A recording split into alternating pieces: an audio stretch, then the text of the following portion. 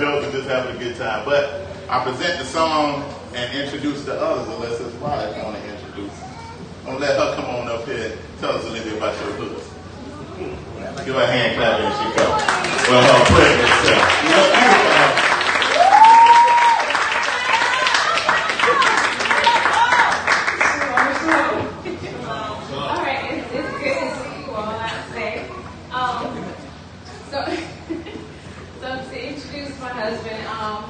I always like to let everybody know that I'm always excited about the word that he shares. So once again, I'm excited about this presentation today, this teaching. He's been working on it so hard, so I'm excited. I hope you all are excited also. And I pray that it's a blessing to us all. I'm sure it will be. Oh, yeah.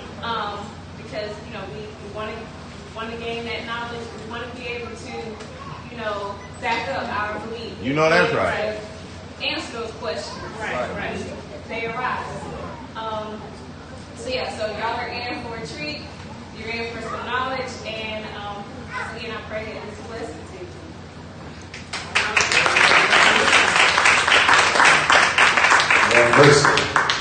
She get more good looking every time she stand up and talk. That's what I'm talking about. Hallelujah. Shalom, Machpelah. Come on, let's give y'all some praise. Hallelujah. Come on, let's magnify him. Come on, just for a moment. Come on, let's bless him. He's worthy to be praised. Come on. Can we just tell him something sweet? Hallelujah. Let's praise our commander in chief. Glorify He is our King of Kings. He is our Lord of Lords. He is the Elohim above every Elohim. He is the supreme authority. We bless you, O Most High. We magnify your name. Glory to your name. Hallelujah. Precious Abba, in the name of Yahushua, we bless you. We magnify you. For Most High, we acknowledge you, King of Kings and Lord of Lords. There's none greater. There's none mightier than you. Right now, we ask you even the more to grace us, even the more with your presence on today, O Most High. Father, we ask you, O Lord, to speak to us. Give us information for our intercession. Speak by way of revelation, information. Father, we pray you would edify everyone in the room. Those that are listening online, those that are going to go back and listen to the replay. We pray that the ears of our understanding, that the eyes of our understanding would be open, that we may receive what you would have for us to receive. We come against everything erroneous in the name of Yahushua. We cast down error. We cast down every spirit that's not like you. And we pray that your truth would be magnified. Hallelujah. In the name of Yahushua, how much Shiach's name we pray. Hallelujah. So it is. Hallelujah. Glory. First, give honor to Yah, who is the head of our lives. That's we right. thank Yah for each and every one of you. I tell you, you look beautiful. Hallelujah. You look beautiful. You look good too, sir. Trying to keep up with y'all Moreh, he tried to make me look bad. So I got to go in the closet and do something. You went all the way in there. But we thank the Most High Yah for what he's doing. And real quick before we get into the presentation, just want to let you all know that about 4 weeks ago, we officially, EMT is empowered by truth. Officially launched it about 4 weeks ago. And we have been growing, we've been doing it for a long time. We were doing some outreach, just doing outreach. But now we have officially made it a home ministry. So man, that's awesome. we have a lot of new people coming in, people that have just gotten awakened. So we're going real slow. There you go. Because the thing is, aside from the covenants and, everything, we want to make sure they have an understanding of how to defend or how to be secure in who you are. That's good, man. Because if you're not secure in who you are, the Bible says you can be tossed to and fro by every wind of doctrine. Yes, sir. So we want to make sure that the grounding is set so that when you are confronted with opposition, you'll know how to properly defend that. That's right. Right? Because that's the whole purpose of faith. You don't need faith to get things. If you got good credit and got money, you can get stuff. You understand what I'm saying? Hey, that just change good bank, work. strange money looking funny, and sometimes your credit just won't get it. You know what I'm talking about? Yes, sir. But you don't need faith for things. You need faith to please Yah. And you need faith that whenever resistance comes against you, you'll know how to oppose that. Hallelujah. All right, so he's been really doing the work. We have some of EBT in the house. We thank y'all for the brother that came out. But anyway, we're going to get into this. Enough about us. We're going to get into this. But again, the presentation is, the name of it is called Eyes Wide Shut. A look into the eyes of Khemetic, because oftentimes, you know, it is imperative that we understand that oftentimes, you know, you can be awake or you can have your eyes open, but that doesn't mean you're awake. You ever seen somebody sleepwalk? Yeah. Sometimes people can sleepwalk with their eyes open, but they're not conscious of what's going on before them. Right. So just because your eyes are open don't mean necessarily that you are alert to really what's going on or to even who you are. Right.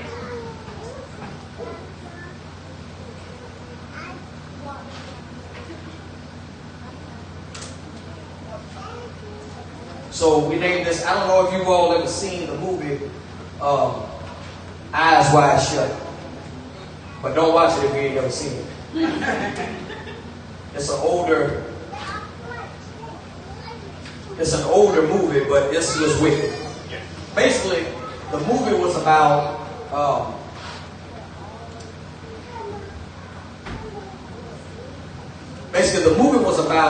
this guy, him and his spouse, and to make a long story short, they basically began to share secrets, and the wife began to share stuff like she wanted to.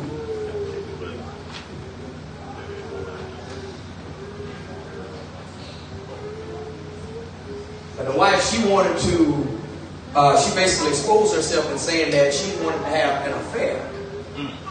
Oh, now that's something they do. That ain't something we just sit around the bed and talk about. So basically, what wound up happening was, to make a long story short, he found his way. The husband eventually found his way into an organization. I don't know if y'all ever seen the movies where they have these crazy secret society-like, orgy-like parties, and they have masks on their faces. And a lot of times you have judges and you have lawyers and you have government officials that's in these organizations that you can't see as long as you're in there, but you walk by them every day. Isn't it amazing that oftentimes you can walk by things every day, you can affiliate and associate with things every day, and you still not know what's going on? Right. Eyes wide shut. So, we're going to look into Khemetic. I tell you, sometimes I love technology, but sometimes I hate technology. Yeah. Right? But we gonna go with it. So anyway, so those of you that have an understanding of Khemetic, you know that, of course, as you all said, that Khemetic deals with, it's a polytheistic belief, where it seems that everything can be a god or everything can be associated with a certain deity. Right? We don't have all that. We believe that there's only one Yah. That's right. He has a son, Yahusha, which is the body of Yah. That's right. But then there is a council that we call Elohim. That's right. But all of them are subject to one because he created them all. That's right. That's right. We don't worship all them other Elohim. We worship only one now. That's right. Right? So whenever you deal with our Elohim, you're dealing with our authority. Right? Our Elohim is not their Elohim. Come on.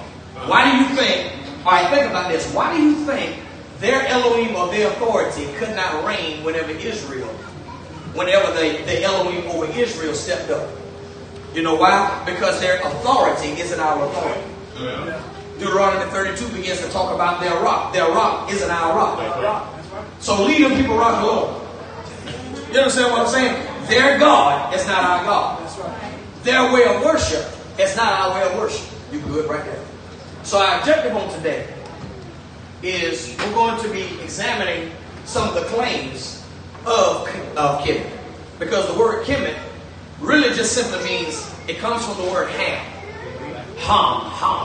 which is in the Hebrew quam or kam, which is where you get Kim from, Khemetic, Quametic, Hametic. which simply means black. Right? It just simply means black.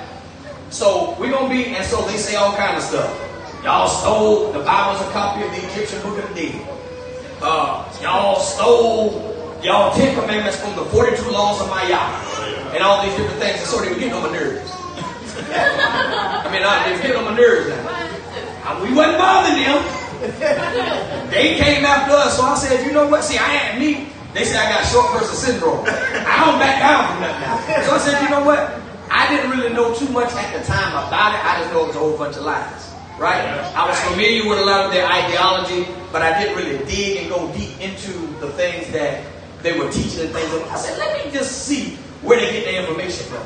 And I don't know, have they even read their own material? Because as you're going to see, none of it lines up with the book. Wow. None of it. So, we're going to be examining some of the claims, whether or not Kemet is the oldest civilization. Now, we know that's not true, but they will tell you that Egypt is the oldest. Now, it's old now, but it's not the oldest. That's right. Come on. And, of course, whether or not the Bible is a copy of the Egyptian Book of the Dead, were the belief systems of the Israelites or the Hebrews derived or taken from this right here. This is what we're really going to be honing in on, right? Good. Whether Yahushua or Jesus is a copy of deities such as Horus and other pagan deities. Maybe. We're going to hit that a little bit. Maybe. Because here's the thing. Well, we're going to get it. Or whether or not it's documented that Yahushua or Jesus ever existed as a historical person. Because some of them even go as saying you can't prove he ever existed. Now, that's true.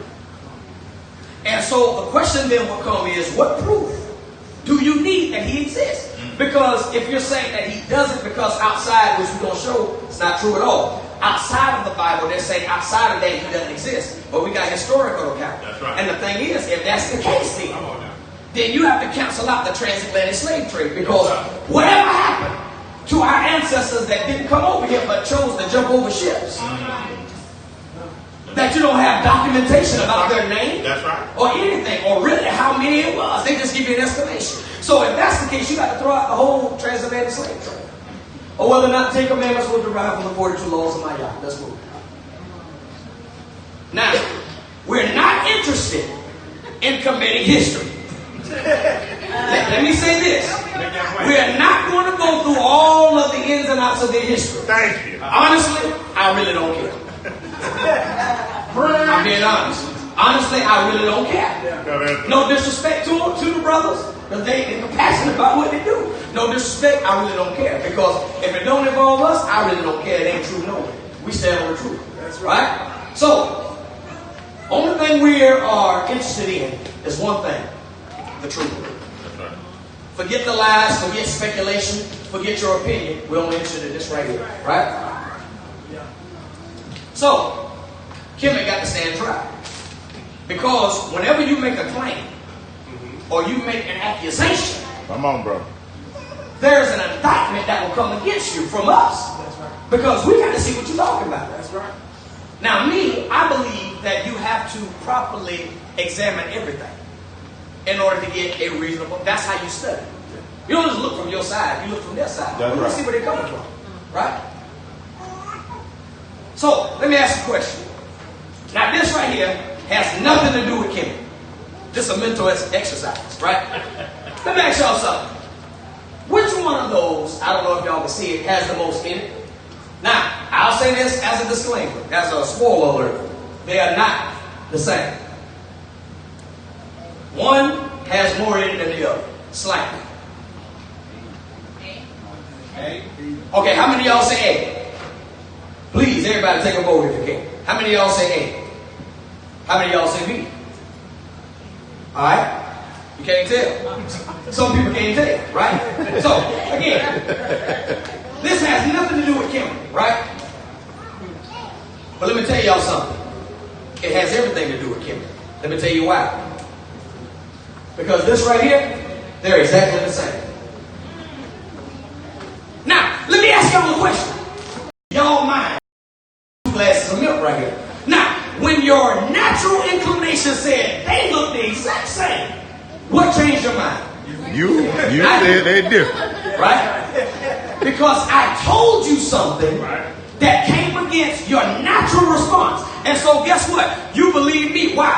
Because I'm the Moreh up here that your leader validated. Listen. Your leader validated me. He gave me a platform to speak to you today. So guess what? It doesn't matter whether or not I allow y'all up here. Y'all receive me. Why? Because your leader receives me. Let's get scripture with that. Let's get scripture. Right? But before we get in, all right. Now understand something. You got to understand this concept to understand Khemetic. Because I just told y'all a half-truth and I told y'all a whole lie. The half-truth was I said this has nothing to do with Khemetic. That's a half-truth because milk ain't got nothing to do with Khemetic. The whole lie was about it has nothing to do with it at all, and the concept of it had everything to do with it. Keep that in mind. Place that in your spirit. So let me ask y'all something. If I were to ask you where, not who, but where does your faith come from, what would y'all tell me? Where does your faith come from? Yeah. Alright? We got Yah, that's the who. But where would you say your faith comes from?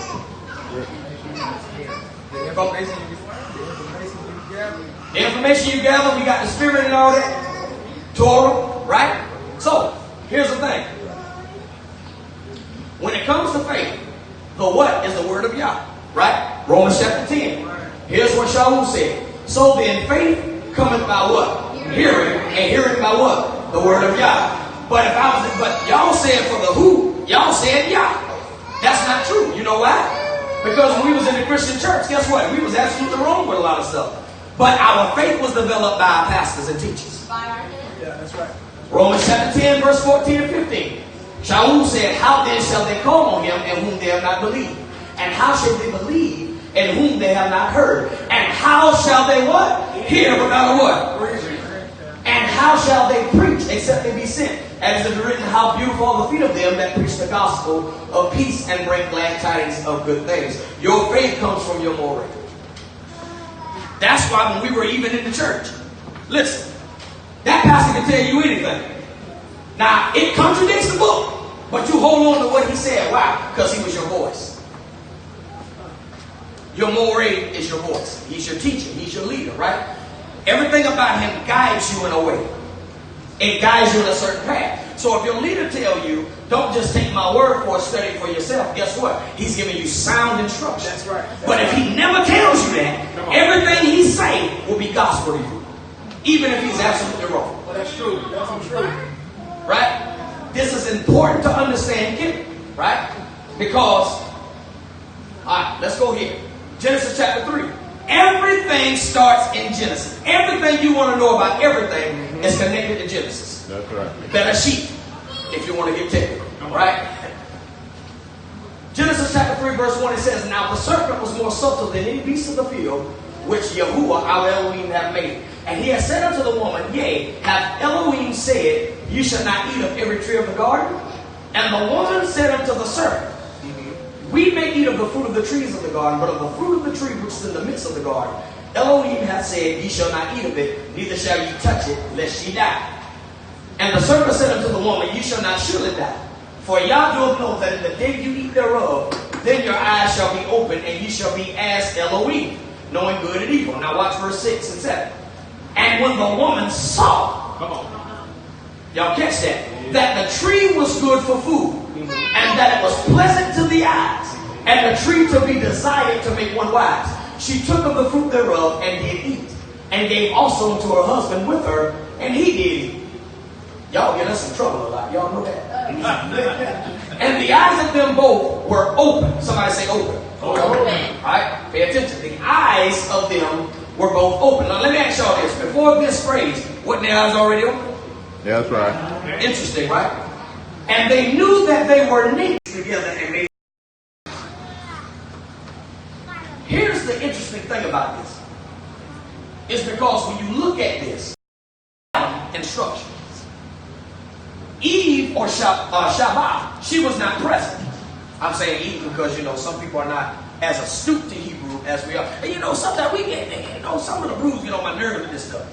Because, some people don't accept what we teach because You got to say this a certain way. You got to say that. And so people are thrown off and they don't want it because they say, well, shoot, I ain't say nothing to you. I'm going to leave y'all alone. You understand what I'm saying? So don't get so caught up in that. Like, it's important to know, but don't get so caught up in that until you miss people.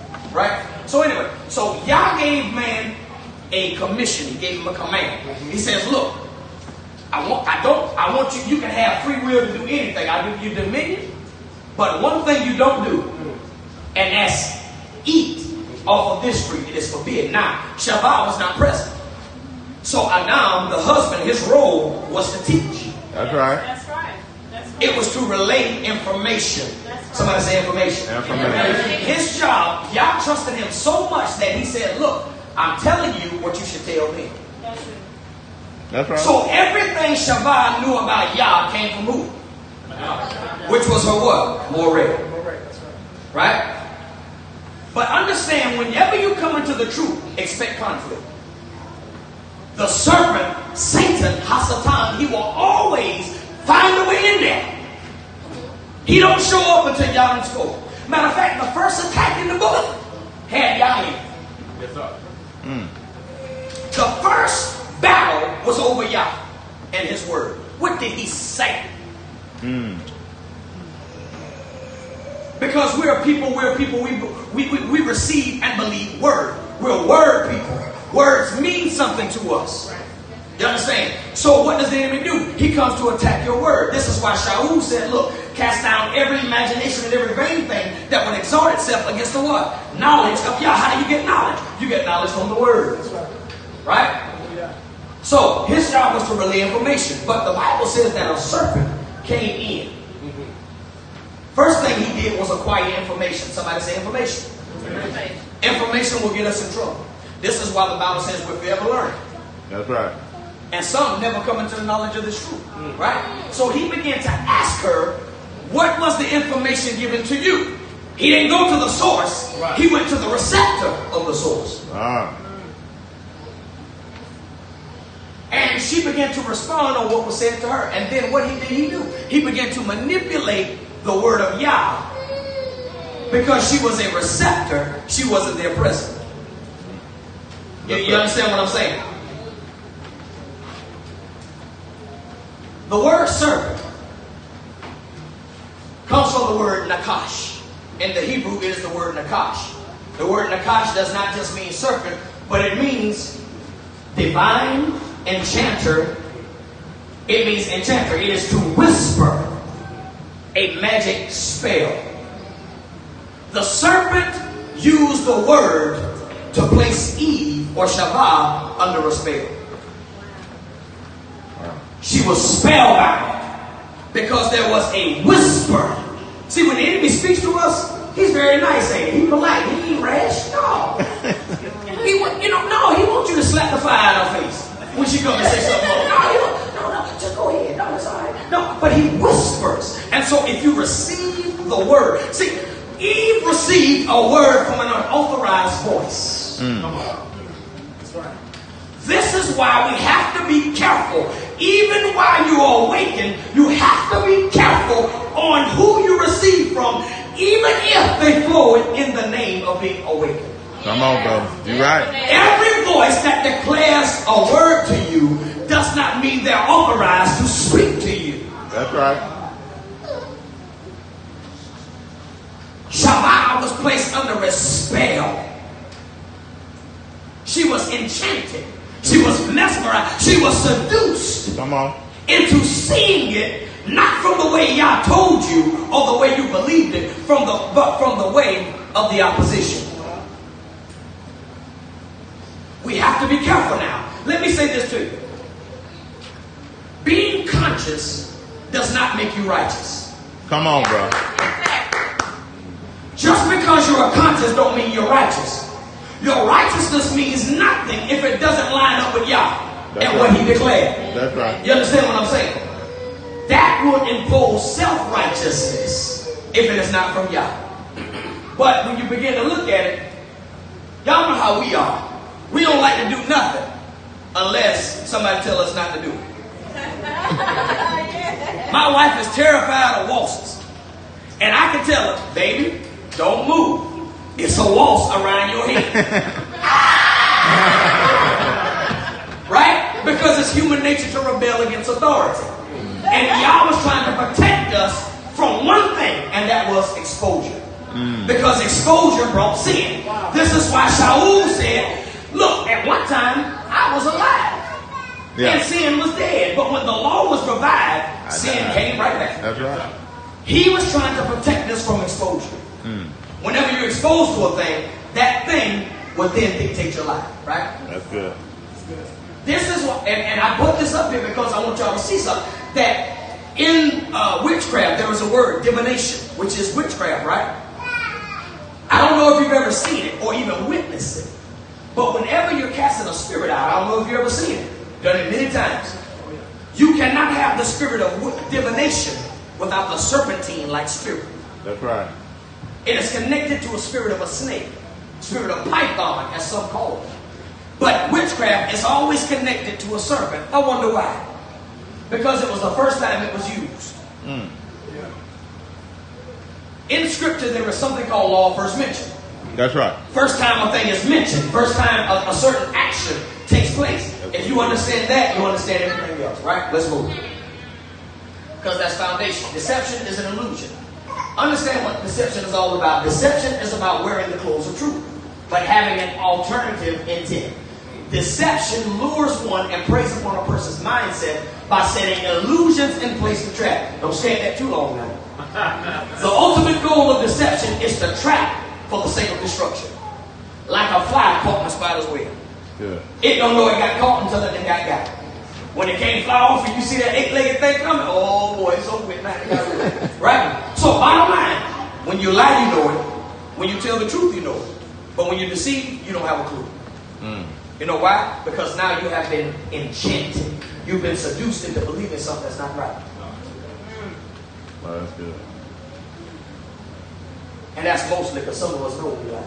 Alright. Well, all of us know we lie. But sometimes you can, you and I said sometimes because sometimes you can flow in the truth and you think, you can flow in a lie, you think it's the truth, but it's really not.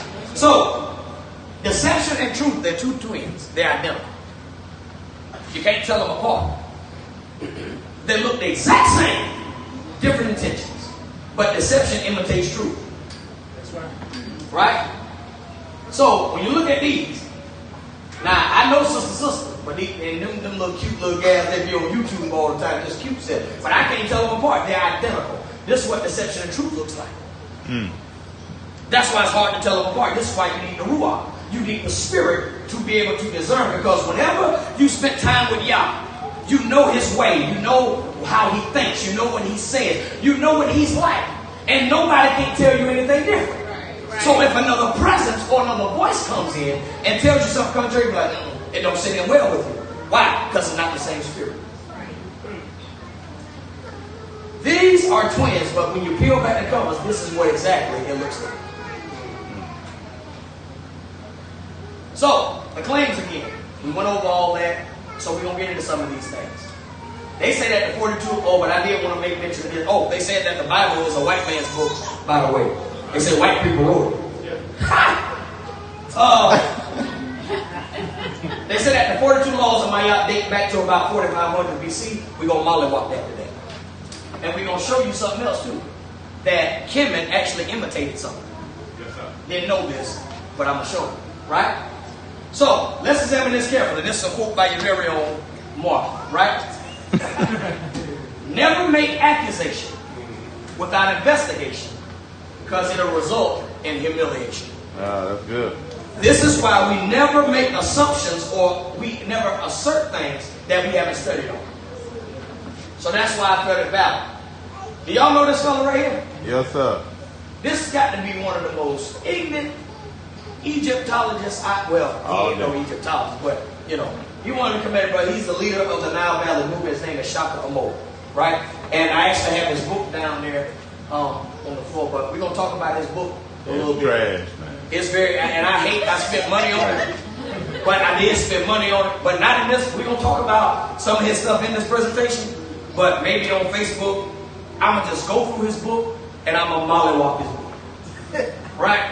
So he wrote this book, and what he called it was a collation. Basically, he put the biblical text up to the Egyptian text in the English language, which is where you make the mistake. First of all, y'all know how the English language is tricky. You got homophones and stuff. Some sound the same, but they spell different. Son of God, S-O-N, Son of God, S-U-N. You know, you play on word. But he made a mistake by putting the English text of the Bible up to the English text of the Egyptian Book of the Dead. It's a mud language. Say that again, brother. It's a mud language. That's exactly what it is. Right? But you know what? I'm so glad he did. Because I can respect him. You know why? At least he tried. He failed, but he tried. So, this on the back of his book, basically, y'all, you know, it's going to be recorded, so y'all can pause it if you want to read it. I got the book down here. If y'all want a good laugh, this is a good book to laugh at. But he basically boasts about his book that he has profound evidence that the Bible is copied from the Egyptian Book of the Dead. And I read the whole book, the pamphlet. I read his pamphlet, and I have yet to see what he's talking about. So I ain't gonna read all this. But he used, and the reason why I have these highlighted is because in the book, if you open up the book, you know, you got your content or your preface, you know, you got your word before you actually get into it. He talks about how the text he used was both Faulkner's and A.B. Mercer's translation. Now, this is the only reason why I have this up here is because oftentimes we don't know where people get their translations from. My wife put me on this years ago. Let me tell you what she did. We was reading out the Bible, and my wife said, because I did teaching about the names, you know, the different names that we use, Jehovah, and different things like that. And my wife said, baby, have you ever read the front of this book before? I said, yeah, I've read Better Sheep many times. She said, no. She said, before Genesis. I said, well, no. And so she began to show me things that I had taught on, but I didn't realize I had it in the front of the book the whole time, where they actually admitted that the name Jehovah was fabricated. Mm-hmm. They admitted that the name Jehovah was fabricated because they didn't feel that anybody should be using the Most High's name. But didn't the man tell us in the book to praise him by his what? By his name. But anyway, so we're going to begin to talk about their translation. We're going to use their translations, and we're going to use plagiarism. Y'all, I can really cut up with it, but I ain't going to fool with it too much. But this is the Egyptian Book of the Dead, right? I have their book. So if they want to argue about books, I have their book. I read their book. This is a mess right here now. I'm telling you. See, and the reason why I did that, oh yeah, and I got this garbage too. And the reason why I'm doing this, and yeah, I call it garbage because it's what it is. And the thing is, when you can't flow in integrity, I ain't got no respect for you. Yeah. Especially when you argue a belief system and doctrine. You ain't got no integrity. Y'all gonna see what I'm talking about later on now. But this is called the Egyptian Book of the Dead. I forgot the Egyptian pronunciation. I think it's the Hem-Per-Heru, something like that, or the Going Forth by Day. This is the complete papyrus of Ani. Ani was one of the scribes. We'll talk about that. But you got a whole lot of different papyrus that many people wrote and different things like that, right? But this is the most famous, this is the most familiar. Alright. So, Papyrus of Ani is a papyrus manuscript in the form of a scroll with cursive hieroglyphs and color illustrations that was created in 1250 BC. Now, y'all might think I'm a child for saying this, but it's hard for me to look at some of this stuff without them having some color to it. During the 19th dynasty of the New Kingdom of Ancient Egypt, Egyptians compiled an individualized book for certain people upon their death. Don't worry, we're going to explain the 3 different periods in Egyptian history, right? So you understand what all this is, so you have a basic understanding of it, all right? I've already did the groundwork for you, so you ain't got to go too much, right? Egyptians compiled an individualized book for certain people upon their death, called the Book of Going Forth by Day, more commonly known as the Book of the Dead, typically containing declarations and spells to help the deceased in their afterlife. Okay, y'all, it's called the Book of the Dead. What does that have to do with our book, which is the book for the who? The living. The Papyrus of Ani is the manuscript compiled for the Theban scribe Ani, right? The scroll was stolen from an Egyptian government storeroom in 1888 by Sir E. A. Wallace Budge. Now, y'all have probably heard about this man. This is the Egyptian Book of the Dead by E.A. Wallace Budge. Right? I have to show that because, see, I don't want people to say, oh, no, he just talking. No, I got your book. Right? Remember, you never make accusations without investigation. That's right? right. All right, so, anyway, he got 2 volumes of it. Let's move. Oh, I do want to share this. Understand something. Y'all have seen the pictures of the hieroglyphs and all that stuff, right, in Egypt. Now, Budge, he cut the papyrus. It was about, I know I ain't saying it right, but I'm going to just say papyrus anyway. The papyrus, it was about 78 feet. It was 78 feet long, right? So what they did was they cut it down. They cut it down in about, I forgot exactly how many plates.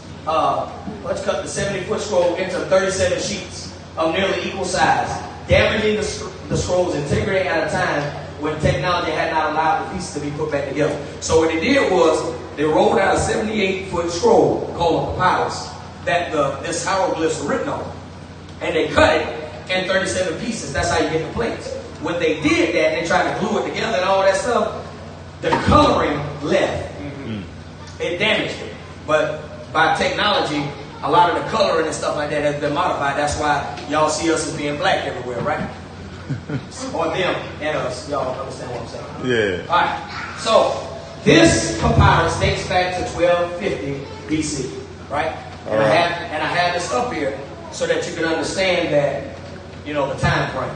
I ain't too big about dates because some of the dates are crazy. So I just explained to you about what a papyrus was, right? So it's a plant that they used to write. They made a scroll out of it, and they began to write the history. Yeah. Right? E.A. Wallace Budge.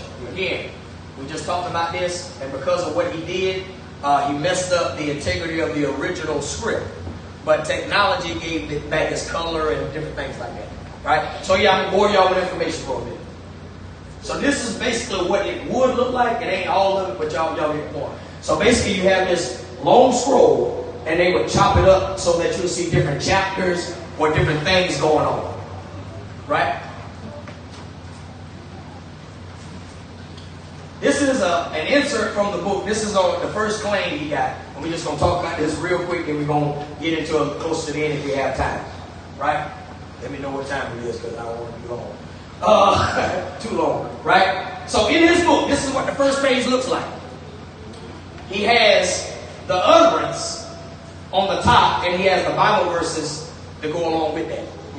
This is a correlation, right? Remember, he put the English text with the English text. So guess what? We're going to hurt him with the English text. He says, ancient original, thou wilt be born again. Parentheses, right? That's going to be important because we're going to get into this. This is utterance 412, 732b. So basically, the utterance 412, that's like the chapter. 732b is the verse. I'm explaining about all that and went on by that. He says, and this is 2400 BC, right? Over 2,000 years later, the Greco-Roman Christian Judeo copies reworked from the Egyptian original.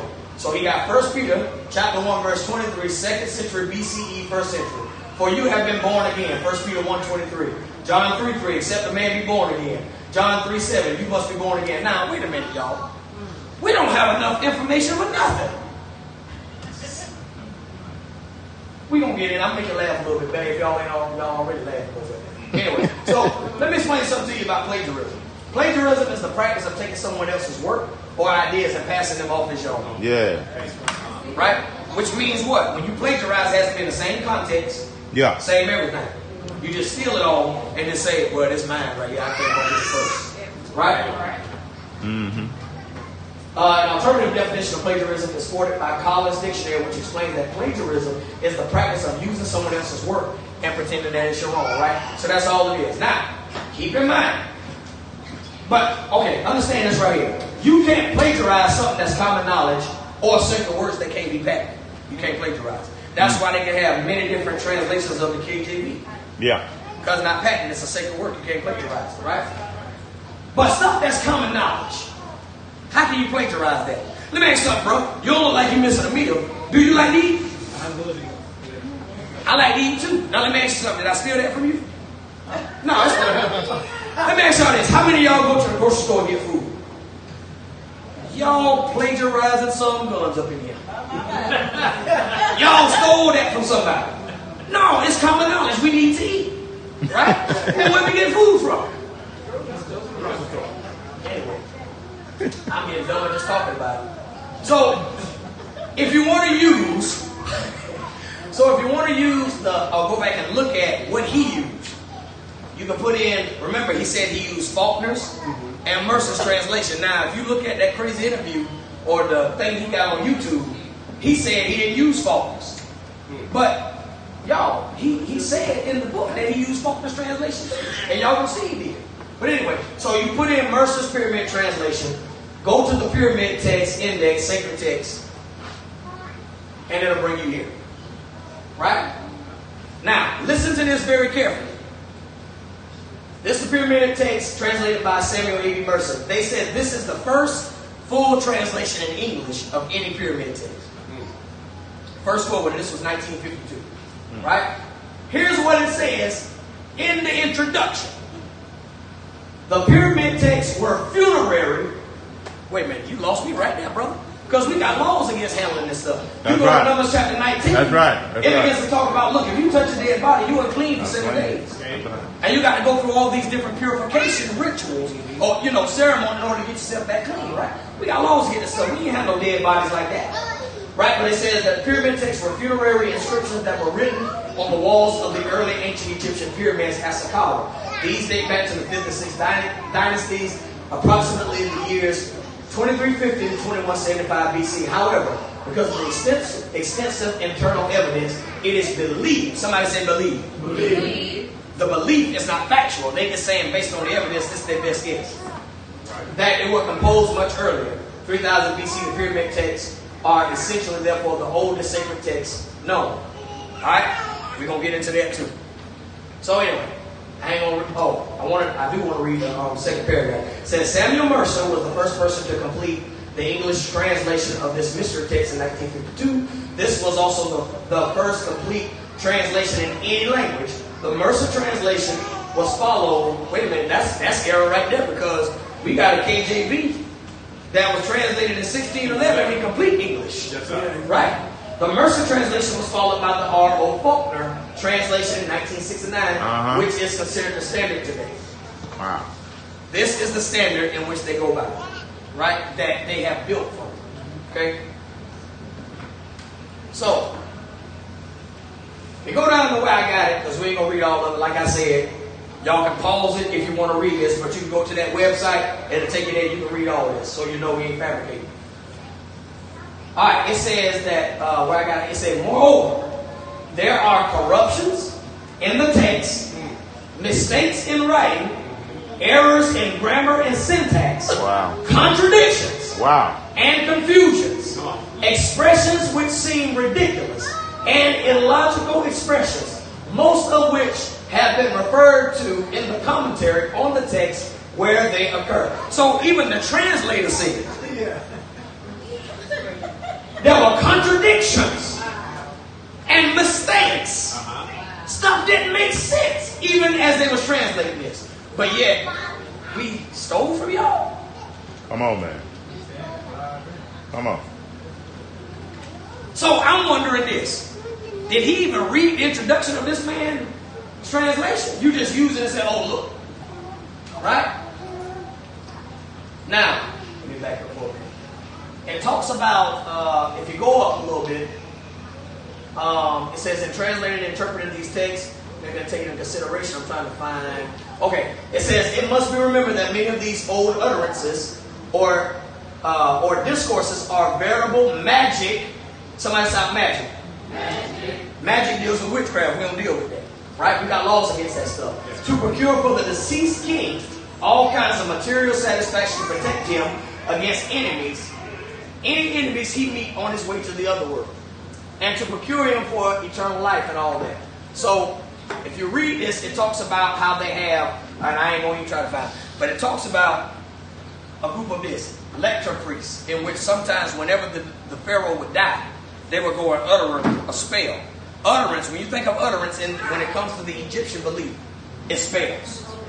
Okay. Utterances are spells. Say spells. Yeah. Which is witchcraft. We don't fool with. Right? So the priest would utter the spells they will utter the spells over the Pharaoh, and that spell was supposed to guide them through the underworld. That's the belief. A lector priest was a priest in ancient Egypt who recited spells and hymns during temple rituals and official ceremonies. Such priests also sold their services to laymen, reciting texts during private apotroph rituals or at funerals. As such, they were some of the most prominent practitioners of magic. Say magic. Magic. They were the practitioners, the practicers of magic, right? In ancient Egypt literature, lector priests are often portrayed as the keepers of secret knowledge and the performers of amazing magical feats.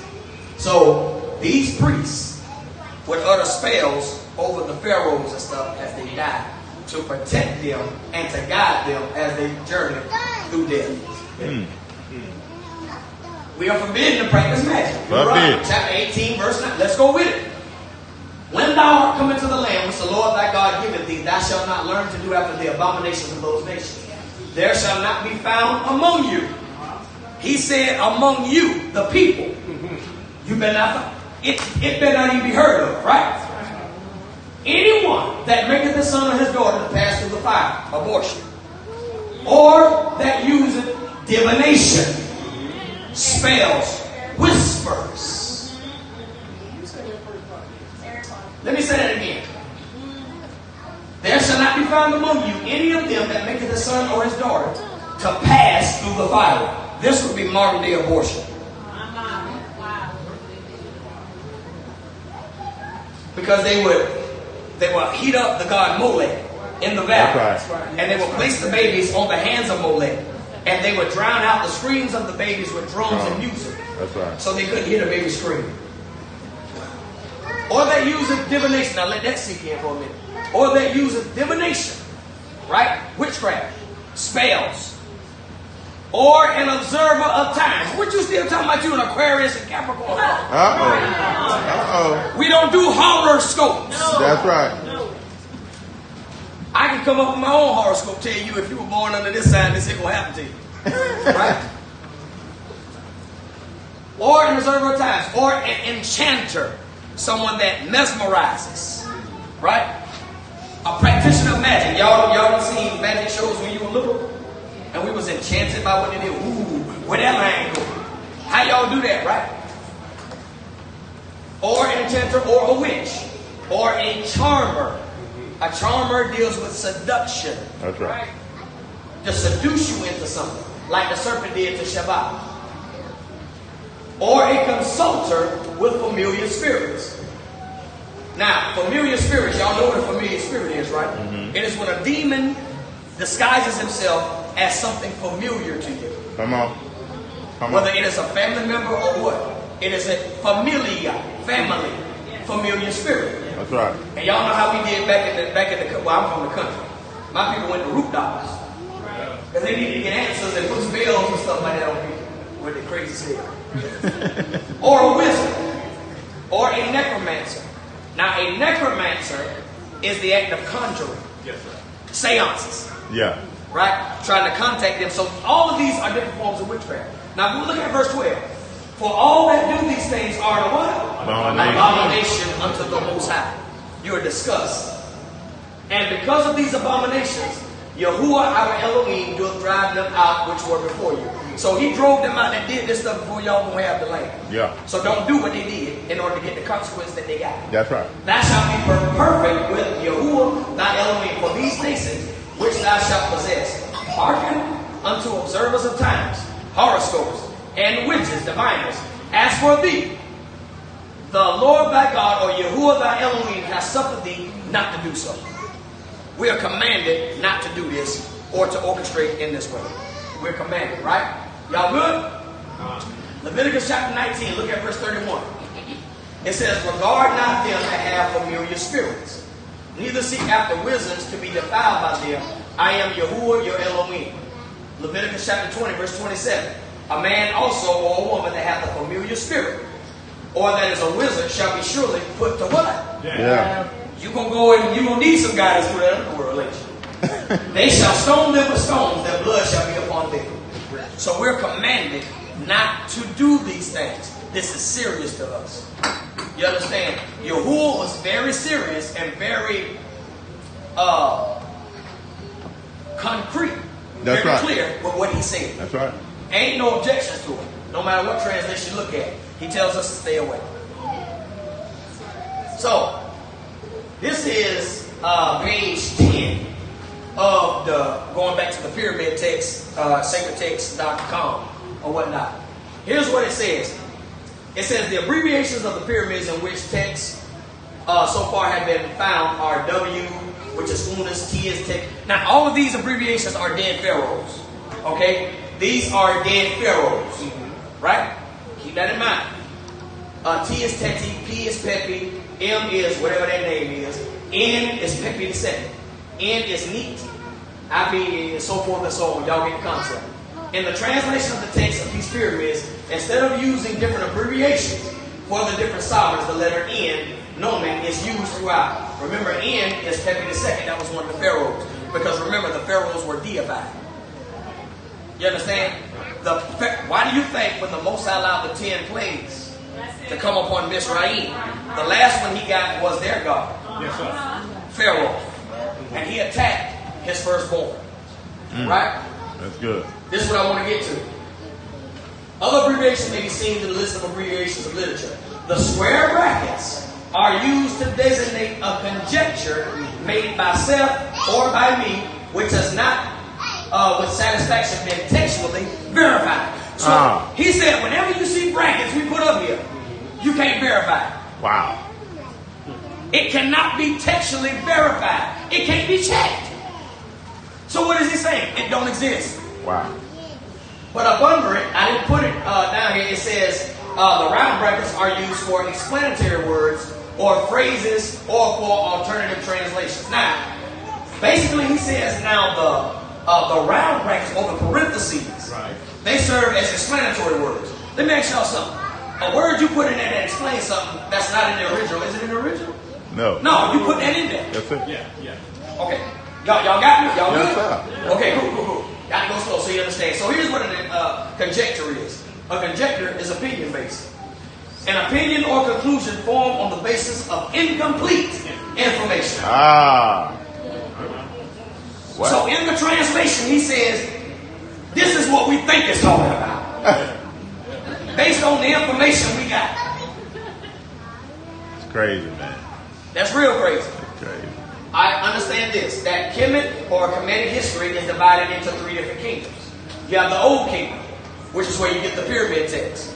Right? Because you have the pyramid text, you have what's called the coffin text, and then you have the Egyptian Book of the Dead. These were 3 distinct kingdoms or periods in Egyptian history. The oldest being the pyramid text, which could date around 2575 to 2150 BC, which is the 3rd and 6th dynasties. Whenever you think about a dynasty, look at a particular bloodline that's ruling. That's why when another bloodline rules, there's a whole other dynasty that comes into effect. That's right. Does that make sense? I'm just trying to simplify what they try to make complicated. Alright. Sometimes the 7th and 8th dynasties are included in that. The Middle Kingdom, which is where the coffin text, dates around 2050 to about 5050 BC. Some people say 2025 to 1700, whatever the case is. And that's 11th to the 14th dynasty. The New Kingdom is the Book of the Dead, which is the 1550 or the 712 BC. Now, let me ask y'all something. Look at this. Is the Egyptian Book of the Dead the oldest or is it the newest? The newest. Wow. We're going to talk about it though because we're going to get into some stuff with that. So, this is what the pyramid text will look like. If you visit Egypt, I don't want to go over there. But if you visit it, this is what it looks like. All these characters, all these stories, all these spells on the wall, they are utterances. And again, we just talked about that. Oh, but there's something I want to mention. In every change in the text, there's always a modification to it. The pyramid text, which is the oldest text in Khemetic history, the funerary text, it was only for the pharaohs. Nobody else. No matter if you was an Egyptian and you wasn't a pharaoh or part of the royal family, you didn't get the pyramid text. Because these were spells that ushered the pharaohs through the underworld. Wow. That's basically what all of this is saying. Okay? Y'all with me? Yes, sir. After that, you have the coffin text. Coffin text came later, right? Now the coffin text was the Middle Kingdom. And so the coffin text was available to anybody that could afford it. So it went from it just being the pharaoh with the pyramid text to now certain modifications made even in the spells that provided anyone that wasn't a pharaoh or of that royal lineage access throughout the underworld. That's what all this is across the coffins. Y'all good? Yes, sir. The Egyptian Book of the Dead. If you had access to it, anybody can go there and read it. Right? Basically. And this is the newest. I'm not going to read all this. Y'all get the point, right? So, here's what an Egyptologist said. His name is Geraldine Pinch. He says the Egyptian Book of the Dead is a term coined in the 19th century for a body of text known to the Egyptians as the spells, as going forth by name. After the Book of the Dead was first translated by Egyptologists, it gained a place in the popular imagination as the Bible of the ancient Egyptians. The comparison is very inappropriate. The Book of the Dead was not the central holy book of Egyptian religion. What named the central? This was just a guide through the underworld. Wow. I'm going to show you where that whole belief system comes from, though. Y'all will be surprised if you don't know. It was just one. Somebody say one. Of a series of manuals composed to assist the spirits of the elite dead to achieve and maintain a full afterlife. So this is page 30 of the Egyptian Book of the Dead. And I want to read this to you. It says, this is paragraph 2 of page 30. The Bible and the Quran, each of which transmit the revealed messages of a supreme deity to humanity, are fundamental to their respective religions. These books articulate the basis of faith, the nature of the deity, and the theological underpinnings of man's relationship to that deity, the obligations of the God to man and man to God, the moral code by which adherents should conduct themselves. Right? So this is our cultural book. This is our book that teaches us how to dress, how to act, what to say, what not to say, what to do, what not to do. It's our history, it's our culture, it is our spiritual book, right? And especially in the case of Islam, even the social and political go by which the believers should organize their societies. The Book of the Dead, on the other hand, this is the translation now. This is what they're saying about their own book. Yes, sir. The Book of the Dead, on the other hand, is chiefly concerned with the what? Afterlife. Wow. Oh, that kill right there, brother. So, one book tells you how to live here. And the other, supposedly, directs you through the other side. A parallel dimension of some sort. Its purpose was not, you all the way on the other side of your brain if you believe that movie. Alright, its purpose was not to set forth the basic, watch this. Its purpose was not to set forth the basic tenets of Egyptian religion, nor to guide the faithful through a religious life, but rather to assist the owner in the next world. Paragraph 3 of page 30. You killing it, though. Egyptian religion was not one of what? Revelation.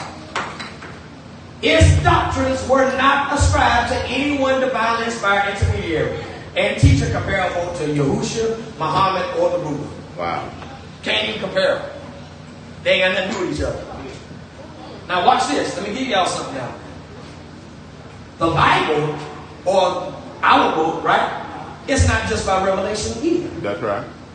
It was revealed, but guess what? It wasn't just revealed like some of these people, like Joseph Smith, them, an angel visited me, but ain't nobody can confirm what you're talking about. Right? Now, the difference in every other text versus what we believe is, it wasn't just one person that saw it. The whole nation saw the same thing. That's right. The whole nation heard the same thing, and they got scared. That's how you know they was us. All right? You go on up there, and you talk to them for us now. Right, we all right, right where we at. You know what I'm saying? Right, yeah. Just like Moses got tired of them, and the Most High said, you ain't going to live to see it. Well, thank you, Most High. Because if I got to lead this bunch of Negroes over there, I might do it myself. Right?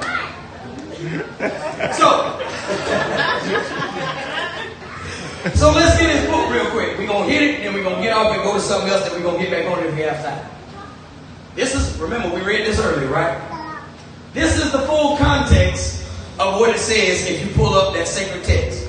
He says, thou belongest to the stars, the servants of Ra, because you do know in the Egyptian belief, when it was a pharaoh, when they died, they believed they ascended back into the heavenly cluster or where they came from, right? To rule in the heavens or the stars or the sun.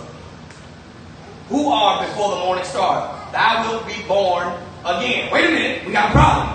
Again is in what? Bracket. What did they say? Did not he say? Verified. It can't be textually verified. Wow. So the only word you got is born. Let me ask y'all something. How many of y'all was born in here? Right?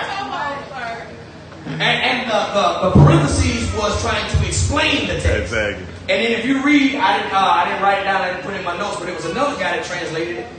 He don't even say again either. Alright, anyway. And at thy new moons, in parentheses, he got feast there. You can't verify it. This is the best guess. Let me try to explain what it's talking about. Right? Like the moon. While Ra or Ray leans upon thee in the horizon. Remember, N is Pepi the second, talking about a pharaoh. Because pharaohs were deified. Now, this talks about existing in a parallel dimension as being born over again. Right? But when you go to our book, What is it? in 1 Peter, we're gonna hit ours now. We got to get that. 1 Peter chapter 1, and this is for the Khemetic brothers that ain't never read our book, but just listen to them.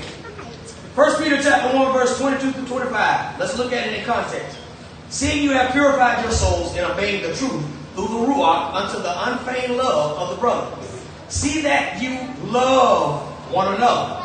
Remember how he said, they're going to know you love me by the love you show what? One towards another, right? With a pure heart, fervently. Being born again, watch this, not of what? Corruptible seed. So I ain't talking about naturally. But of incorruptible, by the what? Word. It was figurative. This is a language he's saying, look, be born again. Not of seed that you get destroyed with. You know, you born, you're going to die. But by the word of Yah, which liveth and abideth forever. Now, we do know, when he come back, we're going to be forever and ever, right? We know that. But it's by his what? His word, right? For all flesh is as grass, and all the glory of man is as the flower of grass. The grass withereth and the flower fadeth away. But the word of Yahuwah endureth forever. And this is the word which by the gospel is preached unto you. Let me ask y'all something. Is it the same context? No. John 3, verse 2 to verse 8. Let's look at it. The same came to Yahushua by night and said unto him, Rabbi, we know that thou art a teacher come from Elohim. For no man can do these miracles thou doest, except Elohim be with him. Yahushua answered and said unto him, Verily, verily, I say unto thee, except a man be what? Born again, he cannot see the kingdom of Yah. Right? Look at verse 4. He thought like the Egyptians think. Come on. Nicodemus said to them, how can a man be born when he's old? Can he enter the second time into his mother's womb and be born? Now, they ain't quite think like that, but you understand what I'm saying. They think you're born, in other words, you exist in a parallel dimension.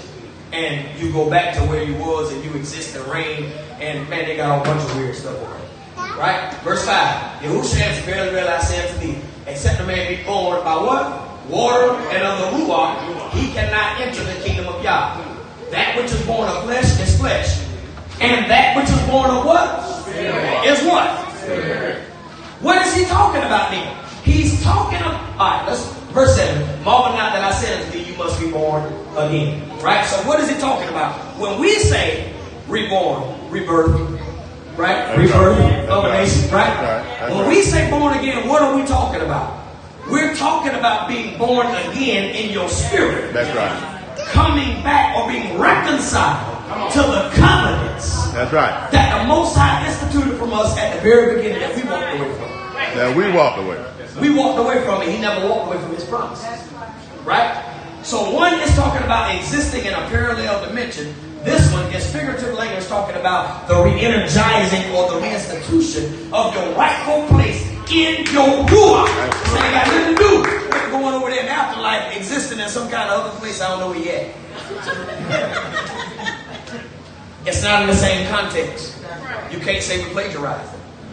You can't even say the word born again in the Egyptian text because again does not exist. Well, that's good. Allegation shot down. Now, we're going to hit it hard.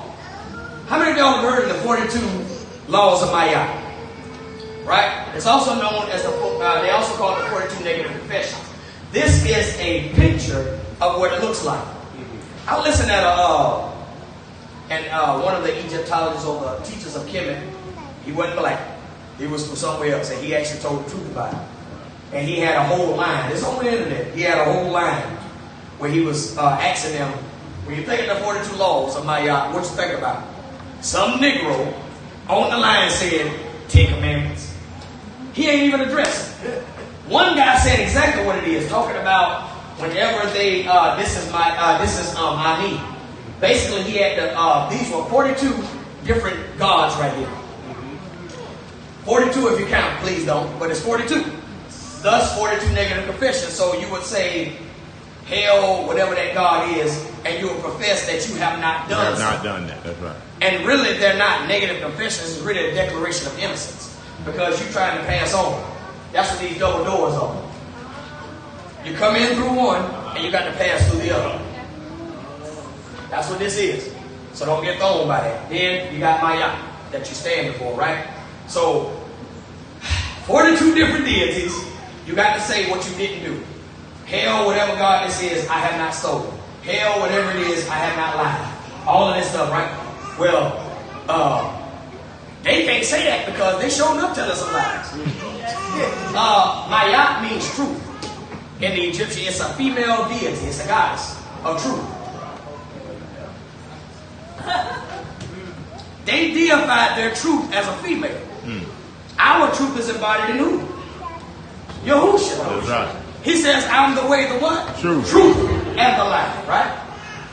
So, I ain't got to worry about that. These are just the 42 negative confessions. You can pull it up, they'll show it up anyway. Right? So, we're going to hit this here real hard. This is the dang I was talking about, Moreh. I don't know if you know it or not, but I was listening to, this is called the Papyrus of Machpelah. Right? Remember I told you it was a whole lot of scribes that wrote different records, had different records and things, right? So this is, and y'all can see he jet black. Right? He charcoal black. You can't tell where his hairline is. Right? This is the Papyrus of Machpelah. You know he from over there. Like he been squashed with that nigga over here. Now, this guy right here, his name is Mccutcheon. Don't try to say it. It took me a while to say it right. He is one of the Grand Master teachers in the Khemetic doctrine. One of the Grand Master teachers. So what I did, I had Moreh and brother Josh tell me, they say, I don't see how you can stomach it. I don't see how I can stomach it either. They make me feel like something's wrong with me. But we ain't able to sit and listen to them. I just been trying to get information, right? To hear what they, to hear where exactly, what are they talking about, right? He said that the first time that the 42 laws of Ma'at was seen or even recorded was here in the Papyrus of Machpelah. Right? Here's the dad. So I reached out to some brothers because I tried to find, well, when was this guy born and when did he die? I'm trying to find out. Nowhere said. Nowhere. So I reached out to brothers that other Hebrews told me about, and I was like, I reached out to them, they didn't respond to them. So I went trying to look and see, where was this guy born, right? Nobody said anything. Even reached out to one across Facebook, they never responded. I said, all right, Mosai, you got to help me look at this right here. They talking about this stuff came to 4500 BC. Some people say 2400. They can't even agree on the dates. So, they claim that the Ten Commandments was copied, stolen, and taken from the Egyptian book of the dead, right? According to laws of Ma'at. This is what they say. Now, let me ask y'all something. When was the commandments given on Mount Sinai? Do y'all know? Well, let's look at something. Because we're going to calculate our steps, right? From the information revealed in 1 Kings chapter 6 and verse 1, the date of the Exodus can be calculated. It says, and it came to pass in the 480th year, after the children of Israel had come out of the land of Egypt. Remember, they got the laws when they got out. That's right. Right? In the 4th year of Solomon's reign over Israel, in the month Zeb, which is the 2nd month, that he began to build the house of Yahuwah. So, count, it says 480 years from when he built the temple. Which, when you look at it, most historians agree that Solomon ascended the throne in about 970 BC. Alright? I'll show you something. Stay with me. His 4th year would be 966 BC. And 480 years before that would be what? 1446, 1450. Up in that range, right? Some people say 1450, but 1446 will be probably down to the left, right? Now, according to the tradition of days accepted by most archaeologists, that would be during the rule of the 18th dynasty of Egypt. This one we were there, this one we came out in the 18th dynasty, right? Now, it's important. Because remember now, he said this was the first time that the 42 laws of Ma'at was recorded or even seen. Yeah. He said, every place I looked, it said that Machpelah lived. Some of them say probably, some of them say it's accurate. Right? I ain't put all that up here. Because we'll be up here all day. During the rule of Thutmose the 4th, did I get that right? Okay, yeah, my wife had to help me out with the Roman numeral because I'm terrible. Right? So they said that he lived approximately during this reign. Now, there are other places that I looked and they said that he died young. He was like 17, 20 years old when he died. But this is the first time that the laws of Ma'at, wink, wink, was seen, according to their grandmaster teachers. Here's another one, right? It's more accurate. It says it was the reign of Thutmose the 4th, right? Somebody said, where are you going with this? Watch this now. So let's examine when Thutmose reigned. Uh-oh. Because I couldn't find when Machpelah was born, but everybody keeps leaving me here. So I went here, look at that date. What does that date say? It says the reign was from 1401 to 1391 BC, or from 1397 to 1388 BC. We came out of Egypt in 1446.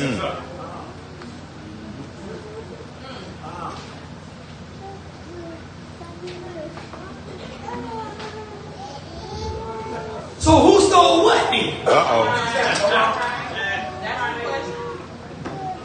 Because if the first appearance of the 42 laws of Ma'at recorded in the tomb was between 1401 and 1397, we'll go with that since it's the latest. And the Torah was given in approximately 1446 when we already left. Who copied who?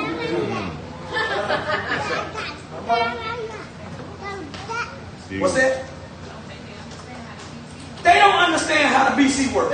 That's before the Common Era. Let that marinate for a minute. Because they tell you 4500 BC, no proof of it. Tell you 2400, no proof of it. But they grandmaster teachers say during the time of Mary, which is right here. Wow. Even if you say, well, we're going to add 20 years to this date, we still gone. The Papyrus of Ani, which we're talking about right now, written about 1250 BC. Y'all, we all the way about there. Yeah. We done conquered Jericho and everything by now. So,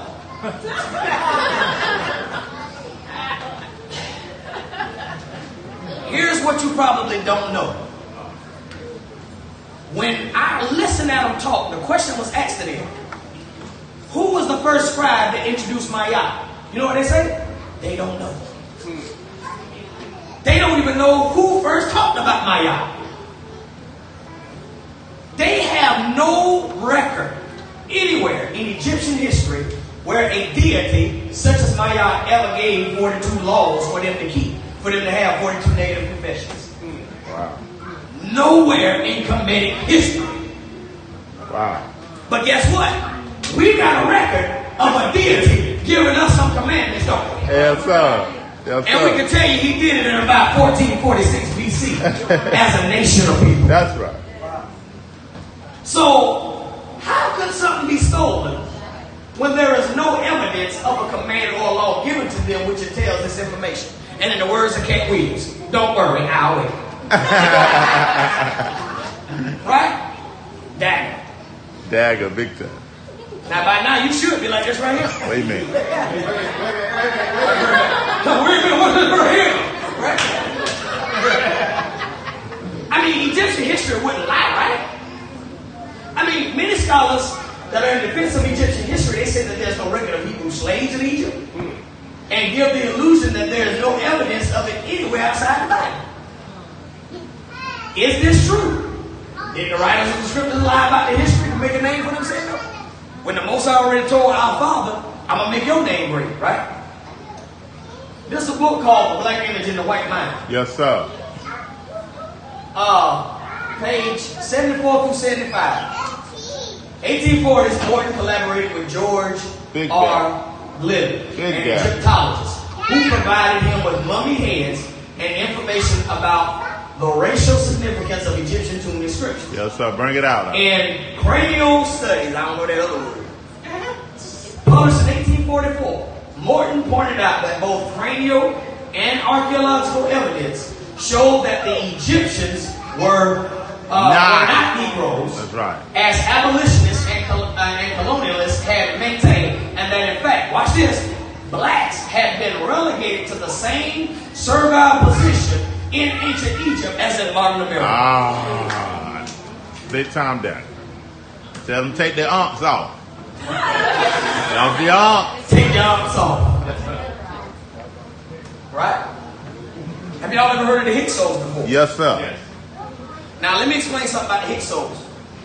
When you look at history, they teach that the Hyksos invaded, took over, and ruled Egypt for a period of time. We were rulers. Well, we were rulers in Egypt, right? The Israelites with Joseph. That's right. He was in a place of rulership. The Hyksos were not Israelites. Let me say that. They were not Israelites, but they were Shemitic. That's right. Let me say that again. They were not Israelites. They were Shemitic. They were from Shem. In order to be an Israelite, you had to come from who? Jacob, right? Yaakov. They did not come from Yaakov. They did come from Shem. Some people say they was Amorites and all that, but they were Asiatic or whatnot, right? Now, we're going to get back to this because I want to show y'all something. So there was a mixed Shemitic and Asian descent who invaded Egypt and settled in the Nile Delta in about 1640. They formed the 15th and 16th dynasties of Egypt and ruled a large part of the country until driven out in about 1570 to 1532 BC. Now this will put, after this, the Israelites in captivity. Right. So it's probably plausible to say that after they got kicked out, the Israelites went into slavery.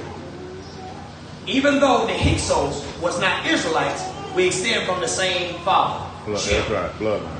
Bloodline, right? They ruled in Egypt in the 13th and 14th dynasties and wasn't really called Hyksos till the 15th dynasty, right? They were commonly called shepherd kings. Shepherd kings. And rulers of a foreign land. You ever wonder why Pharaoh didn't like shepherds in Egypt?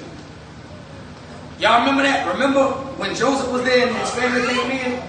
And he told Pharaoh, he said, now when y'all come up to Pharaoh, tell him that y'all shepherds. Watch this. Let's get some book reading. Genesis chapter 46, verse 33 through 44. See, we don't just want to give you information, we want to give you scripts. That's good. And it shall come to pass when Pharaoh shall call you and shall say, what is your occupation?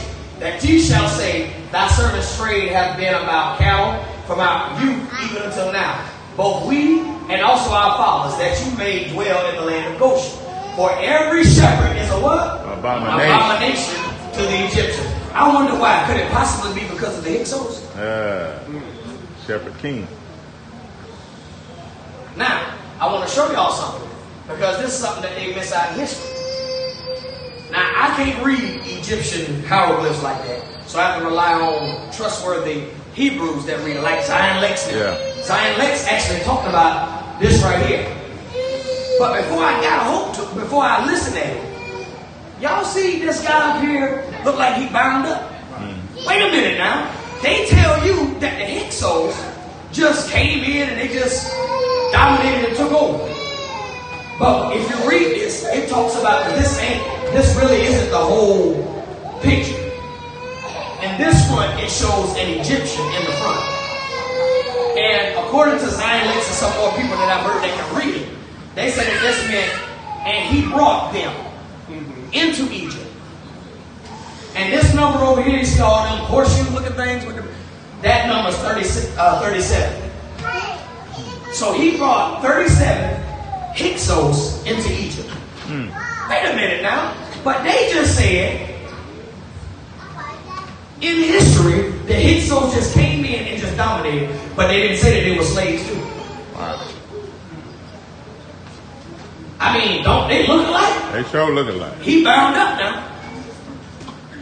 Wasn't no rulership there. I just wanted to show y'all that real quick, just to give you something to think about.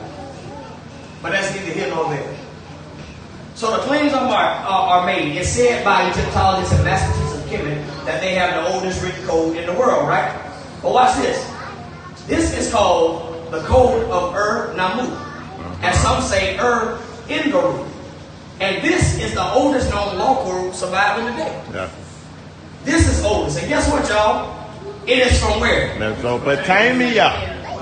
Ask me, where did our father Abraham come from? Mesopotamia. Our neck of the woods. That's from our backside. You know what I'm saying? And it is written on tablets in the what? Sumerian. And what the year is? 2100 to 2050 BC, approximately. The oldest written code came from Mesopotamia. Oh, well, that's good. But they say we stole stuff from them. Yeah. Keep that in your spirit now. But did you know this? That the first kings and rulers in Egypt were called the followers of Horus. Oh, wow. The first rulers in Egypt was called the followers of Horus. And they was from Sumer. Wow. I'll study out history. Some people say the Horus kings. A great documentary to look on with that is called The Egyptian Genesis by, I think his name is David Rohl. R-O-H-L. Oh, yeah. And he go through that. And there are books and stuff like that that talks about this. But the followers of Horus came from Sumer. The first rulers in Egypt were from Mesopotamia. But wait a minute now. I thought Egypt. Alright, anyway, let's go. Sumerian ziggurats are the precursors of Egyptian pyramids. We're going to talk about that. In early times, Sumerian temples were simple, well-known structures, sometimes built an elevated platform toward the end of Sumerian civilization. These temples developed into ziggurats, right? It's a tall pyramidal structure with sanctuaries at the top. Go down here. Ziggurats were built by ancient Sumerians, Akkadians, Elamites, Elamites, and Babylonians for local religions. That's what that looked like. Wow. This is in Iran. That's in Iraq. Which is where the land of Ur is. Where our father Abraham came from. Land of the Chaldeans. That's right. Right? And if you didn't know, when you look at the Sumerians, Sumeria, there's a word that is Sahib, which means black-headedness. And they were cousins to the rest of them. The Chaldeans and all that, they were cousins, basically. And all of them was black, by the way. Ur-Nammu. The Ur-Nammu of Ur, which Ur is in where? Mesopotamia. The Sumerian king Ur-Nammu. Right? This was, and y'all can pause and y'all read, y'all can look this up on Wikipedia. I mean, easily research it. Right? This is the oldest living code. This one has it from 212 to 2095. So you're going to get some different dates, but they give you around about a time frame, right? Y'all good? 6 Alright. The Uru, remember, Uru, Ur, y'all got it? Ur is in that, right? Because oftentimes people were named after places. That's right. Kadina, right? Which is Sumerian. 24th century BC, was a ruler of the city-state of Mccutcheon in Mesopotamia. He assumed the title king. Now the reason why I got this up here because it is even said that this legal code was before the Ur-Nammu. Wow. Which they both came from the same place. Yeah. Mesopotamia. Oh, you killing that, bro. Y'all still with me, right? Killing that. Let's talk about it. This is what the law of Ur-Nammu looked like that they found that survived. If a man commits a murder, that man must be killed.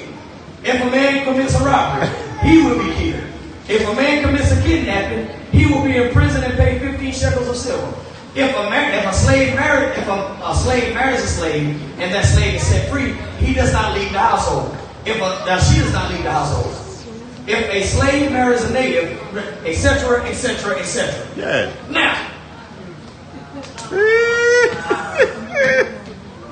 Now, what about them 42 laws now? Huh? What about them 42 laws now? But we stole the 42 laws. Wink, wink. Of Maya, which there was never no 42 laws of Maya. Those were declarations of innocence. Said, Judge, I ain't do this here now. I'm free. I ain't do that. I wasn't here around there. You understand what I'm saying? But the conscious community be like, they said, well, Khemetic, why? We had it first. We had Wi-Fi. Oh my God. Killing it, man. This is what they say. Just because you see a picture, you say, oh, that look like Wi-Fi right there. Oh, boy, look at that. Wilding out now. Some Khemetic brothers might say, I don't believe it. But we say, no, you don't believe it. I'm terrible for putting R. Kelly up here, y'all. I know it. I'm sorry. But hey, I did it anyway. That's hilarious. I did it. Right? It ain't that you can't believe it. You don't want to believe it. Gail was gangster sitting there by the way. This is the Kesh Temple hymn. This is the oldest religious writing. And you look at what that date is. 2600 BC. Look at the location. Sumer. Sumer is located where? Mesopotamia. Well, you killing it. The Kesh Temple hymn is one of the oldest surviving pieces of literature in the world. It is often known as the liturgy to Nintu, or liturgy of Nintu, of the creation of man and woman and all that. Right? This is the pyramid text. Pyramid text was written 2400, 2300 BC. Now what came first? 2600 or 2400 BC?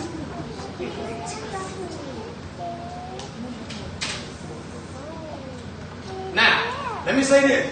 Now I want to show y'all how deceptive this stuff can be. Now this is known as the oldest religious writing. But look at what them jokers try to justify themselves here. It says the pyramid texts are known as one of, I'm glad they say one, of the oldest religious texts in the world.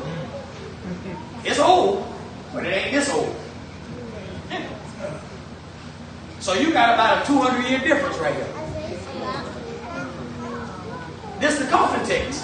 About 2100 BC in Egypt. So, let's deal with some of these claims here. Yes, sir. We got Ray Hagen over there. Oh, my goodness. Ray Hagen is probably, how many of y'all know who that is? Alright. If you don't know, Ray Hagen is probably one of the most intelligent speaking by with his words. Right. Dumbest leader of Egyptology it is. I heard this man say all kind. He was a pastor too. Yeah, you can hear it though. You can hear it. You can hear that Baptist in him, right? He done went off. Now I'm gonna tell y'all, he's straight up 100% killer. Let me tell you what this guy said. I heard him say, a woman asked him, because he said Noah never existed. None of the patriots ever existed. So the question was asked, can you prove they never existed? Yeah. The proof of burden is on them, by the way. That's right. This guy said he emailed her back sister and said, I tried to explain for her for 3 or 4 email messages that it is impossible to disprove a thing, to prove the existence of the non-existence of a thing. I said, how? So you telling me it's hard to prove the non-existence of a man? I can easily prove that white didn't come, that black didn't come from white. That white came from black. That's right. But they say white came from. They say black came from white. They the original. Every picture you see, Adam and Eve, they depicted as white. But it can't be so because scientists even say every woman has what they call the mitochondrial Eve DNA. That's right. Which go to Africa, East Africa. That's right. Anyway, Dr. Ben. Yes, all. Right? Well, I don't know where he's staying with it now, but I know back in the day he was one of the ones saying it too, that Jesus is a copy of the God of Horus and all this different stuff. This guy here, Charles Wesley, he said he used to be a pastor. Kevin Wesley. We don't know, I don't know where his church was or none of that. He done got with Ray Hagan and they got messed up. This guy, all these things, y'all know Zeitgeist. How many of y'all have seen Zeitgeist? Or heard of Zeitgeist? Basically, they got a whole documentary on YouTube, lying, talking about Jesus, the copy of the God Horus. Say Horus had 12 disciples, and he was baptized in the river, and he did miracles. He walked on. All that stuff ain't even true nowhere in Egyptian script. This woman is where he get his information from. Her name is Acharya S. I think she is. Okay, we talked about that. Oh yeah. Oh, and by the way, they say that the 12 tribes of Israel are based on the 12 signs of the zodiac. Y'all have heard that before, right? Say, oh, this is the age of Aquarius. You know where they get that from? Something about when Jesus turned the water into wine. So they related the cupbearer with water, and they picked something and said, oh, this is the age of Aquarius. Well, we got a problem then, because a lot of them ages ran together in the New Testament.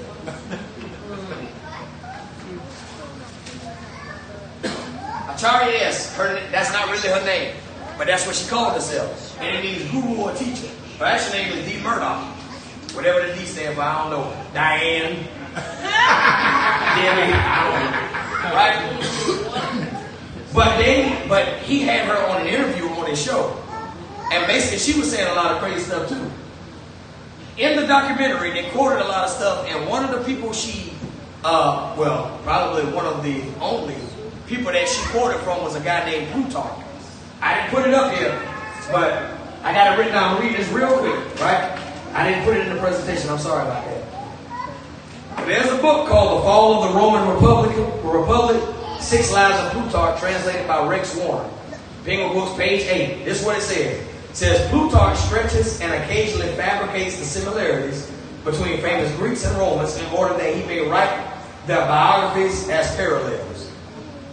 His own colleagues disproves his Plutarch's work because they say this guy lied real bad. He tried to make connect what they ain't even connect. His own colleagues say that. He's disproven as a historian. But this is who she used though. Yeah, I imagine you would use people that validate your claim. Yeah. So Zeitgeist, this is like a lot of the stuff they say. This is actually a screenshot. If y'all are not strong and you don't research that stuff, don't look at that Zeitgeist film. I just did it because I wanted to laugh real good, just see what was out there. But the Christians mollywop the Zeitgeist. They got a video called Zeitgeist Refuted. They killed it. So I ain't even got to go over, but I do want to touch on some of the stuff. Krishna. They say Krishna, Jesus is a copy of the God Krishna. They say that Krishna was a virgin. But Krishna was the 8th child of Devaki. Now, Krishna mama already had 7 children now. That thing done popped a long time ago. You are not a virgin. Right? I'm sorry, y'all. I'm just a little pray for me. I need to be saved. No mention of a star in the east. They say that there was a star accompanying the birth and all that, right? Wasn't no star.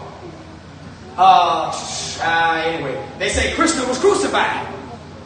But in their own writings, Krishna was killed by an arrow from a hunter named John. And that's in one of their books. There was never no resurrection, although he died. There was never a resurrection. Right? Y'all good? Yes, sir. Okay, all right. So these are what some professors and historians say. They got some credentials to their name. This is, forgive me if I mispronounce her name, Masuda Narayana. She's a professor in the Department of Religion. Now you already know by looking at her what she about. Right? Here's what she says. She Hindu. Here's what she says. She says, I've never heard of Krishna being born of a virgin, either through Sanskrit, that's the sacred or spiritual language of the Hindu religion, Sanskrit, or the vernacular text, and born on December 25th. Wow, the text explicitly say he was born between August 15th and September 14th. Oh, wow. Wow. Now, we know Yahusha wasn't born on December 25th. Right. We don't hold to that foolishness. This is Edwin Yamachi. Remind me of how Brother Morris tried to say my last name the first time. He made it sound straight West African. Now my last name is Mccutcheon. He said Mccutcheon. I like that. Right? Say Krishna was born to a mother who already had 7 previous sons, as even his followers will concede. No virgin. Mithras, he didn't have no real mother. There was no virgin birth. There was no Mary. Mithras, he didn't come after that. He didn't come into being until after Yahusha. As a matter of fact, according to the story, guess what? He came out of a rock. He was born from a rock. Okay. Dionysius, right? Said there are several different mothers for this god, depending on which source you read. But the most common story is that Dionysius was born from Zeus, having sex with Semele. Now y'all know Zeus wasn't nothing but a hoe. Okay. Zeus got down. He had a whole bunch of children out there. That's how you got Hercules and all these other people, right? According to them, he says, and Semele, daughter of Cosmos, was joined with him, Zeus, in love, and bare him a splendid son. So a mortal woman and an immortal son, and now they both are gods. And that's from that, right? One of the stories, it says Dionysus was deceived by the Titans and expelled from the throne of Jupiter and torn in pieces by them. And his remains being afterwards put together again, he returned as it were once more to life and ascended to heaven. Surely that sounded like Yahusha. I think not. This from the Comfort text, spell 148. It says, oh, you God, just talking about, they say that Osiris, Horus, and all that is the same as Yahusha. Yeah. Here's what this says. O you gods, I am Isis. Osiris who judged the slaughterings of the 2 lambs. His what? Seed is within my womb, and I am Isis, one more spirit like an August than the gods. The god Horus is within the womb of mine, and he is the seed of Osiris. Spell 366 from the pyramid text. Isis comes to you, Osiris, rejoicing for love of you, that her seed might issue into her. Now, let me explain. The story goes, Osiris got killed, and his body pieces were torn into like 12 pieces. She found all his body parts except one. That was the male part. She fashioned that thing, because Isis was the goddess of magic.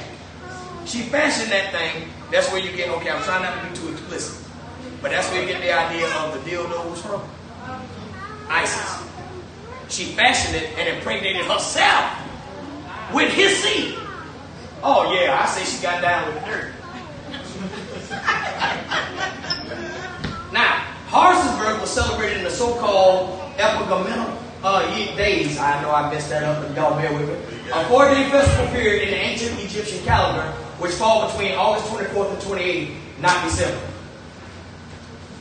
Egyptologist and professor of the University of Arizona, Dr. Richard Wilkinson, through her magic, Isis revivified, thank you, the sexual member of Osiris and became pregnant by him, eventually giving birth to the child Horus. Y'all get the point, right? Yes. We're going to move. Alright, this is a Swedish scholar. He said, there is, as far as I'm aware, no prima facie evidence that the death and resurrection of Jesus is a mythological construct, drawing on myths and rites of the dying and rising of the gods surrounding the world. While studied with profit against the background of Jewish resurrection belief, the faith in the death and resurrection of Jesus retains its unique character in the history of religion. No other deity ever went through this. But yet they say everything came from them. But they own scholars. Some of them ain't even believers, Molly Watt. Tacticus, y'all know the Roman historian. Yeah. Talked about the existence of Yahushua. Remember now, they said outside of the Bible, there's no record of him ever existing. That's right. This is the historian Tacitus. Also, you can look at Josephus and all that, right?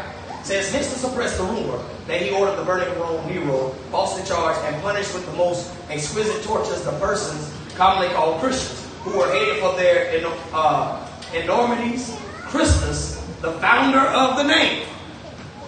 That's talking about Christ. It says he was the founder of the name, which we know he wasn't. But the belief system, they say that they were followers of Yahushua, or the followers of this Christ, this leader. He said was put to death by Pontius Pilate, procurator of Judea in the reign of Tiberius.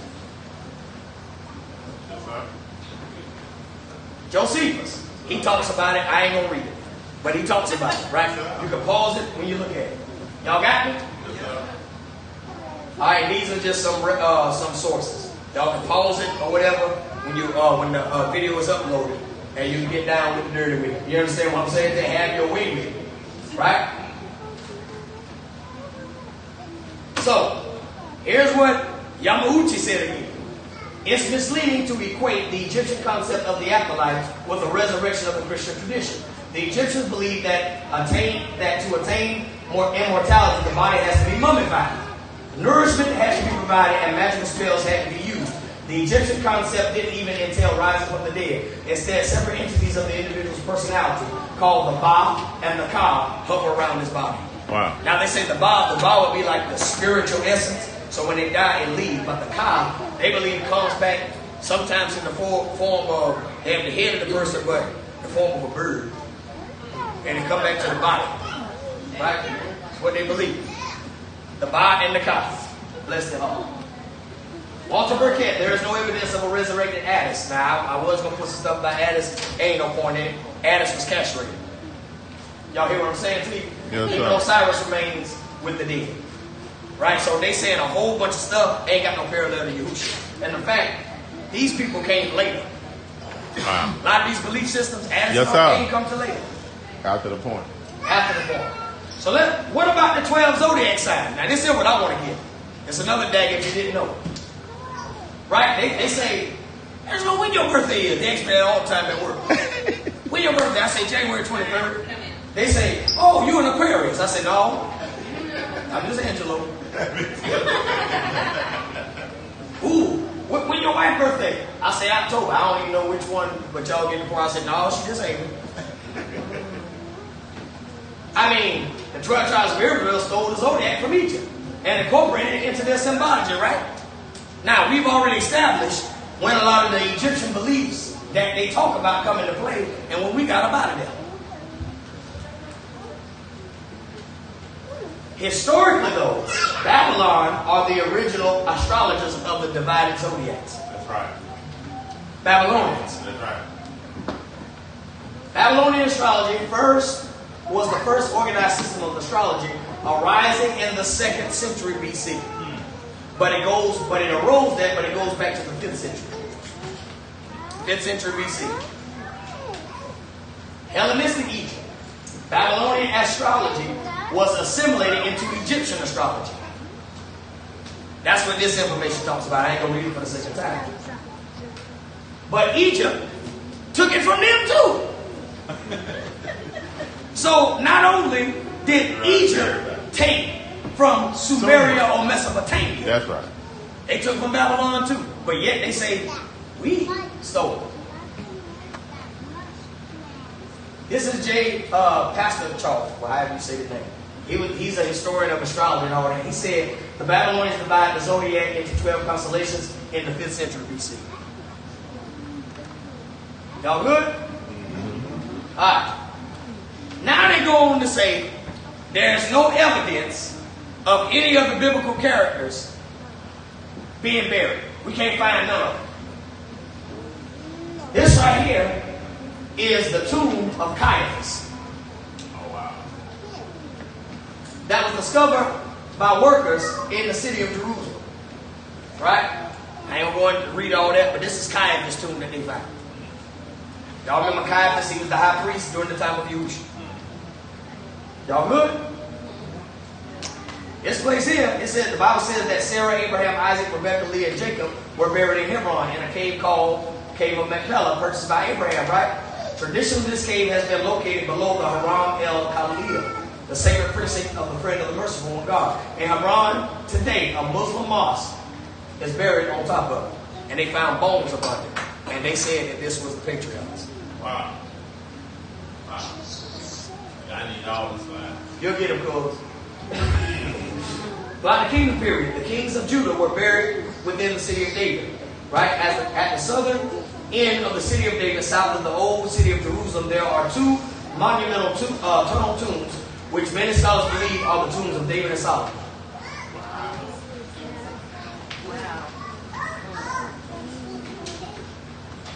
It is a known fact that a lot of our artifacts, etc., were taken during different invasions and captivities. An example is the art of Titus, soldiers carrying away Israelite candlestick and sign. So this is just a depiction of what they did when they invaded us. They took our treasure. So if they took our treasure and they was trying to cover up who we were, would it only be feasible that they would also remove bones or blow them up and move them out the way and build something on them? Say, oh no, they ain't here. Y'all see, he ain't up before right here. Right? The Ark of the Covenant. This is from a Masonic website. They said the original chest of the Ark of the Covenant is in Kenya. Yeah. The Kikoya people guard it. I think there's 12 colleges of them. And they guard that. You ain't about to walk up to them.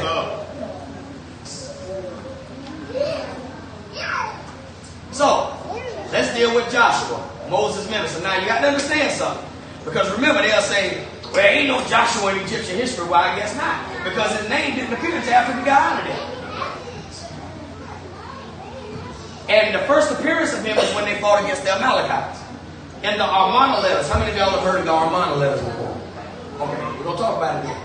There was a man named Shuwadata, governor of Gath, that talks about the chief of the Hebiru. Hebrews also spelled Apiru. So the Hebiru, a lot of times, reference the Hebrews. But it's also pronounced Apiru. Some people try to fight against that, though. They say, oh, they weren't Hebrews. Everything lined up. Remember, Moses had already died in the land of Jordan, and Joshua would be mentioned in Egyptian history by name as a slave. You ain't care as long as they got the job done. They weren't going to keep your name around. Yeah. So, Amana letters are a body of 14th century BC correspondence exchanged between the rulers of the ancient Near East and Egypt. So these were letters that was written between them and the kings of Egypt, the pharaohs. Right? So, I ain't going to read all of this. I'm going to just read some. I'm gonna give the slides to Moreh so you know if y'all want them or whatever, y'all give them to him and y'all can read it. So this is the Amana letter 288. I just want to show y'all how it corresponds. It says, let's look at, this is the dummified version, as I would say. You know, without reading all of that.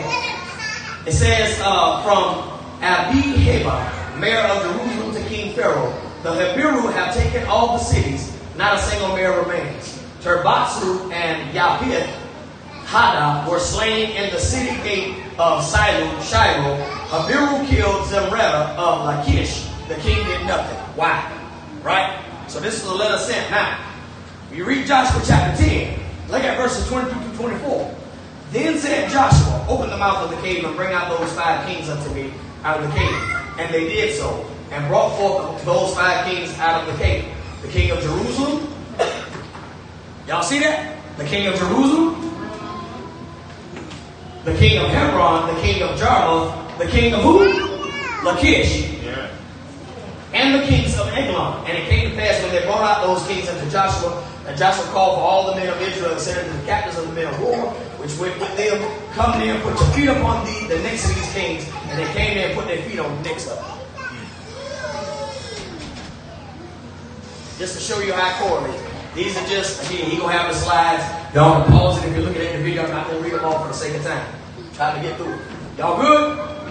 All right. So you can read chapters 8, 9, 10, 16, chapter 2, etc., and you can see how it lines up with the Amana letters.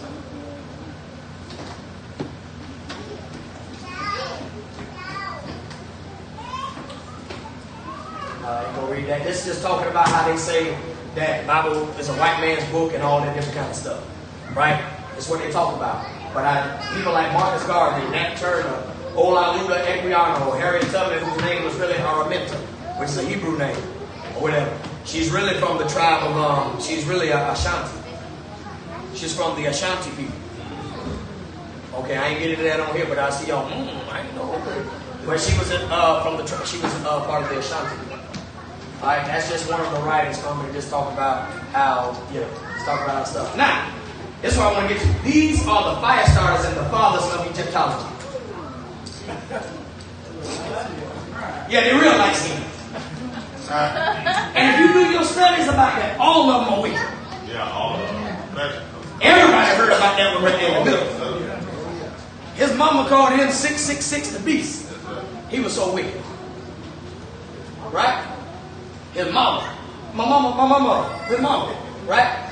Gerald Massey is the one that I want to hone in on real quick. Y'all good? I'm trying to speed this up. Gerald Massey is known as the father of the theory of the Judeo-Christian Khemetic-Egyptian connection. So before Gerald Massey, no other Egyptology ever said that the Bible and Kemet were the exact same. No other Egyptologist ever said that before Gerald Massey in his book, Ancient Egypt, the Light of the World. Oh, wow. And it's a 2-volume book. Now, let's get back to Shaka real quick. This is page 2. We're going to go through this. How much time I got? What time? Alright, let's move. This is just some of the stuff. He said, page 2, claim 2. He says, the ancient Egyptian origin, Horus is risen. Utterance 388-681-8. The question is what? Risen from what? He said Horus is risen. Alright, do this for me real quick. Everybody that can, stand up. Rise up. Where did y'all rise from? Alright, y'all can sit back down. Horus is risen. So apparently, we stole that in 1 Corinthians chapter 15, verse 20. Now it's Christ risen.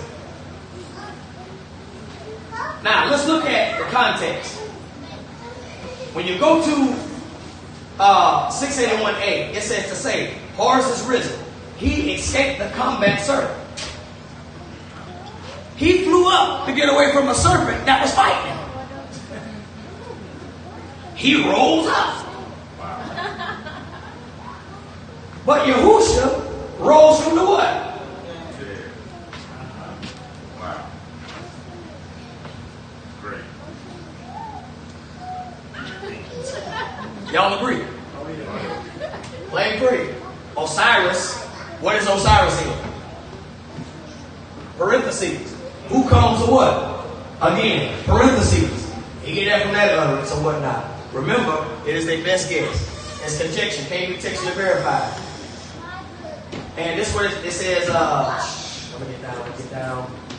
It says, it is Pepe II or Id who stretched the cord of a boy's Horus, who draw the string as Osiris. It is that one, the dead, who has gone. It is this one, Osiris, who comes.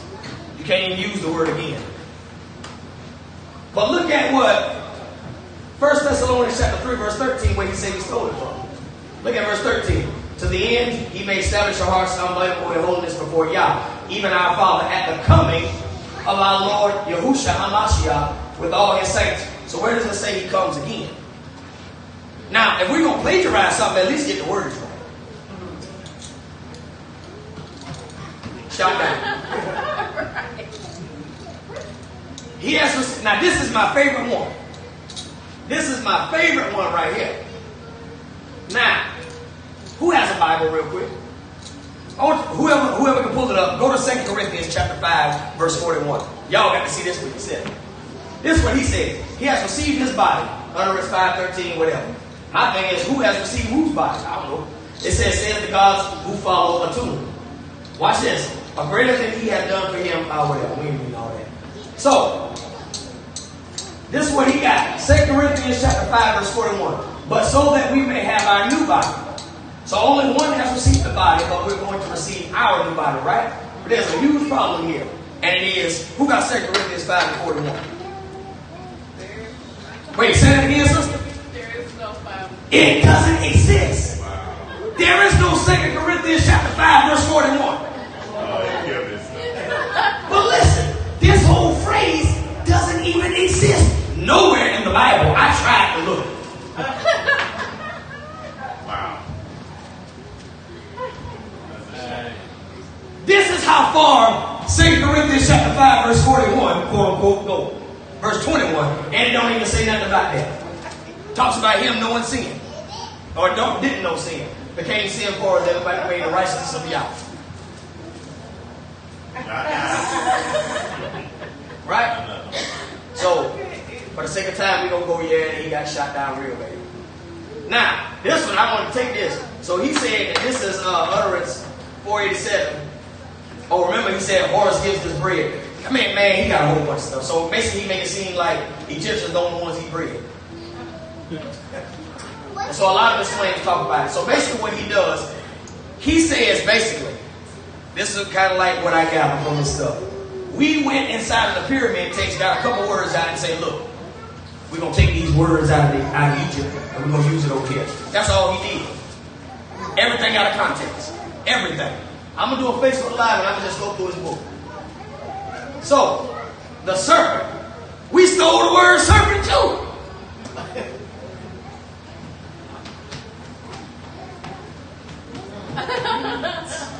But watch this. He even goes for and land on the only book, Egyptian book of the dead. He said, behold, his feet shall be kissed. That's utterance 685 verse 871b. It don't exist. It starts at 2063. Not no daggone 871. Right there, we can just go and kill that. Claim 44. He says, I live by grace. Utterance 1451. Now, do y'all see that? Here's what he says we stole. I live by grace. Utterance 570 verse 1451. Where is it? Yeah. It doesn't exist. That's terrible. So, he can't even go before my eye. Because according to the Declaration 8, it's according to plate 3180, it says, O burning one that came forth backwards, I have not told lies. So according to his own doctrine, he's condemned.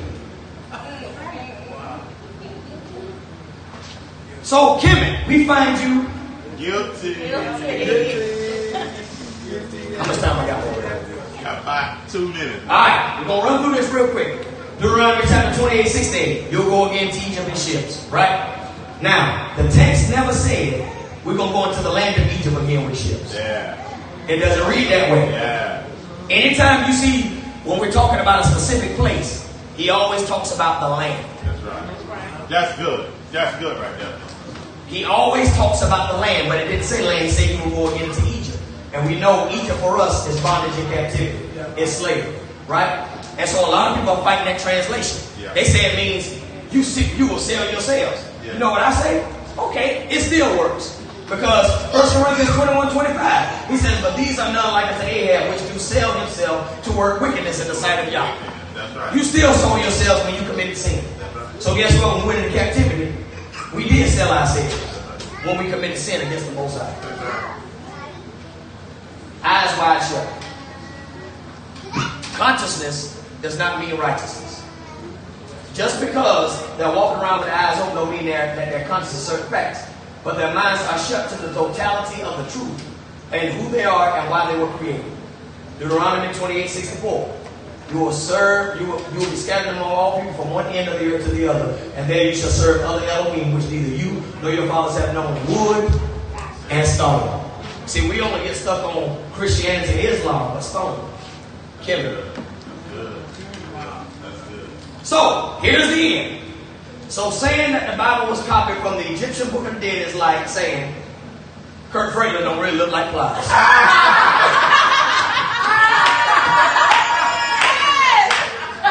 That's all, brothers and love. Give it up for their brother David Pierre.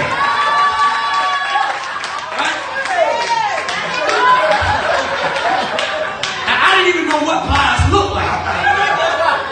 wife knew, and I'm still trying to figure out how you know who you look like. Tell me they don't look ugly together.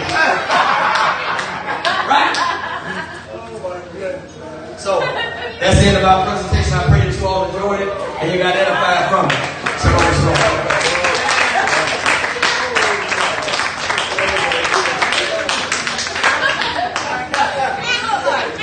He look like it.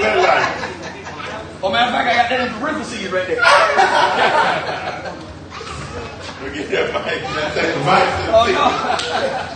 Hey, you do an awesome job. I'll tell you what. It was thorough. Has to be thorough when you're going against Khemetic science. It really hit every area that I've heard them come against. Come with. I mean, every area, and the more and more you grow in this walk, you'll see how important this information is. You go on the streets, especially in the streets of New York and hit other areas, they on the street corners and they are hitting grooves and tearing grooves up with information like this that they don't know. So that's why it's good to have it. If you don't do anything but get the PowerPoint and keep it in your pocket, and you don't know who you're going to run up against in the street, you can let them know. I had one of them tell me one time, ain't nowhere in the world Christ existed. I was like, you sure about that? I ain't nobody got no information. I said, I got about 25 more. I said, for real? I said, I can show you all of them. Well, everybody don't supposed to serve them. I said, okay. So, it's just good information, great information to have to make you more secure in your faith, make you more secure in who you are. Thorough information. We're going to have that uploaded in just a little bit, and then, we'll have the slides to you so you can look at those and follow along. I can zoom in on everything. I'm trying to do the best I can. But we're going to get ready to, end the service because we've been here a minute. Sorry we got started late. That was on us. We got to try to work something else out. But if you can, those that are here, we want to be able to, give our brother an offering, so we want to definitely lift an offering for coming down and ministering. Anybody got any questions, comments, or concerns? Or Cash App, or you can Cash App. Cash App is, you got a Cash App. I send it out and I send it to you. Cash App is $Rebirth Nation. $Rebirth Nation. Whatever you find over there. Yeah, that's good right there. That's good right there. Pass that around, whatever people can give, and I'll round it on. Anybody got any questions, comments, or concerns about any information? That thorough. Go ahead. On the Periscope, when you were speaking of the champions and speaking spells or things like that, they asked was Balaam or Balaam, would he be considered as such? Exactly. He was what you would call a false prophet. Now understand something. That witches, they are prophets. They're false though. You're not false because you say something wrong or you off about a word. You're false with your intention and who's your leader. So Balaam was a prophet for hire. And he was accurate, but he was still false. Because his intention was for gain. So Balaam was definitely an example of that. He put a curse on you and everything, if you paid him right. But even the Most High dealt with him too. So, yeah, so most definitely. Hallelujah.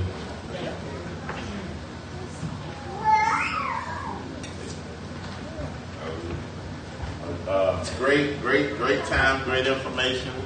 Glad to see everybody came down. Glad to see our family come down from North Carolina. Hey, y'all from North Carolina.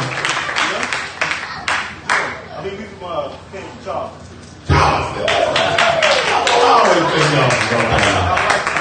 Oh, I knew somebody from North Carolina. Your wife from North Carolina. Any other visitors that we have here? My brother, for the first time, y'all ain't visitors. They're Columbia family right there. But in the back, you let us know who invited you. Angelo. Oh, okay, you with the family. Okay. Hallelujah. Good to see you, brother. Hallelujah. Mother, so let us know who invited you. What's your name? Oh, okay. Hallelujah. Hallelujah. Good to have you. Good to have you among us. Anybody got any other questions, comments, or concerns? Everybody good? Again, we'll be here tomorrow night, 6 p.m. Praising, praying for atonement, starting it off, and then we'll come back. And remember, the fast will start at 6 p.m. tomorrow. And again, Day of Atonement fast is not a feast, so we won't be feasting. But Day of Atonement fast is a full fast now, from 6 to 6. Full fast, supposed to be no water or no food. From 6 to 6. But I always say, do what your health can do. If you ain't never did a fast, if you ain't used to fasting, do what you can. All right? You got to just do fruits and vegetables or something like that. Cut back on something. Do what you can do. So you can get to the point where you can do a full fast. Anybody got any questions, comments, or concerns on that? I need to know how many people in Augusta possibly plan on going to Sukkot and Anderson. All right, I'm going to need y'all name, need everybody. I tell you what, y'all put it in the group that we got so I can know, because we're going to get Augusta, South Carolina, and Columbia going to get first dibs at being registered before they register everybody. Right now, it's just about sold out, but we're going to, it's supposed to be a regional thing, but anyway. So we're going to have Augusta, Carolina, and we're going to get first deals to be able to get slots there. Okay? Hallelujah. All right, so we're going to get ready to end in prayer. Let us all stand.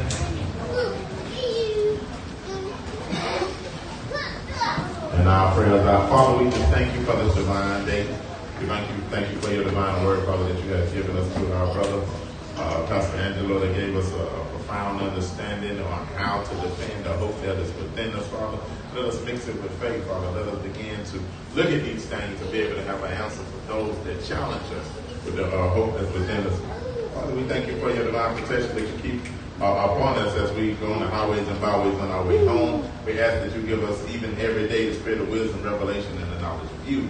Enlighten the eyes of our understanding that we may know the hope of our calling, the riches of our inheritance, and the exceeding greatness of your power that worketh within us, Father. And Father, we give you all glory, honor, and praise. We lift up our families. We lift up, Father, our assembly here and what we're trying to do overall, the assembly overall is in the state, Father, the nation of Israel. We lift that up before you. We give you glory, we give you honor, we give you praise in the name of your son, Yahushua. Everybody say hallelujah. Hallelujah. Hallelujah. Give somebody a hug before we leave.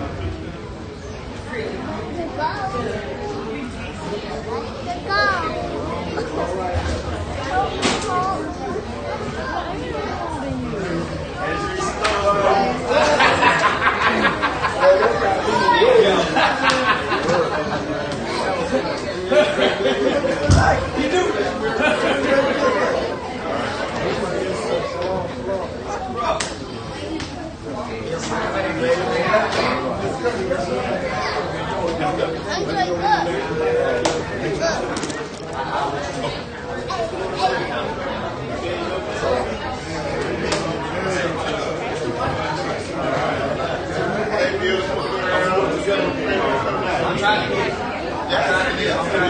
I'm trying to get him over there with me.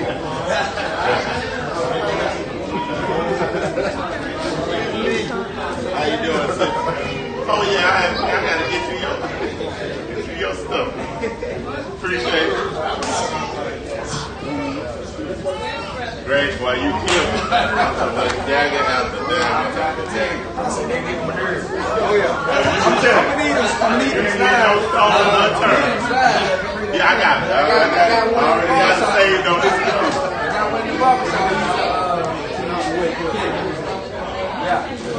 That's right. Ain't gonna better do nothing with you. That's real, bro. Smash every area that they occupy. Why would do it right? I got a little, did I get the cooker from you? Right there. I was trying to get my wife to tell me, are you doing time? I don't know how long I was. Like that a little while now. Like that a little while. I don't know, but I don't know how to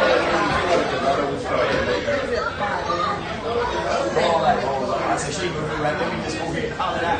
How much time I got? You did good, though, man. Everything you started late, then the presentation right there.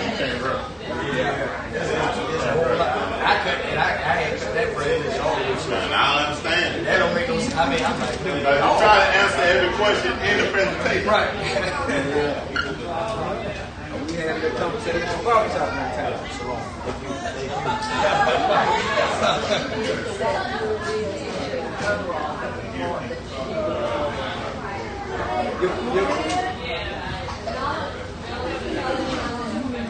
I'm gonna get you one of them niggas since I ain't got one yet. I'm about to get me one. This is my old faded out. Huh? This is my old faded out. I'm about to get one. I ain't got it yet. I ain't got one. Thank you so much.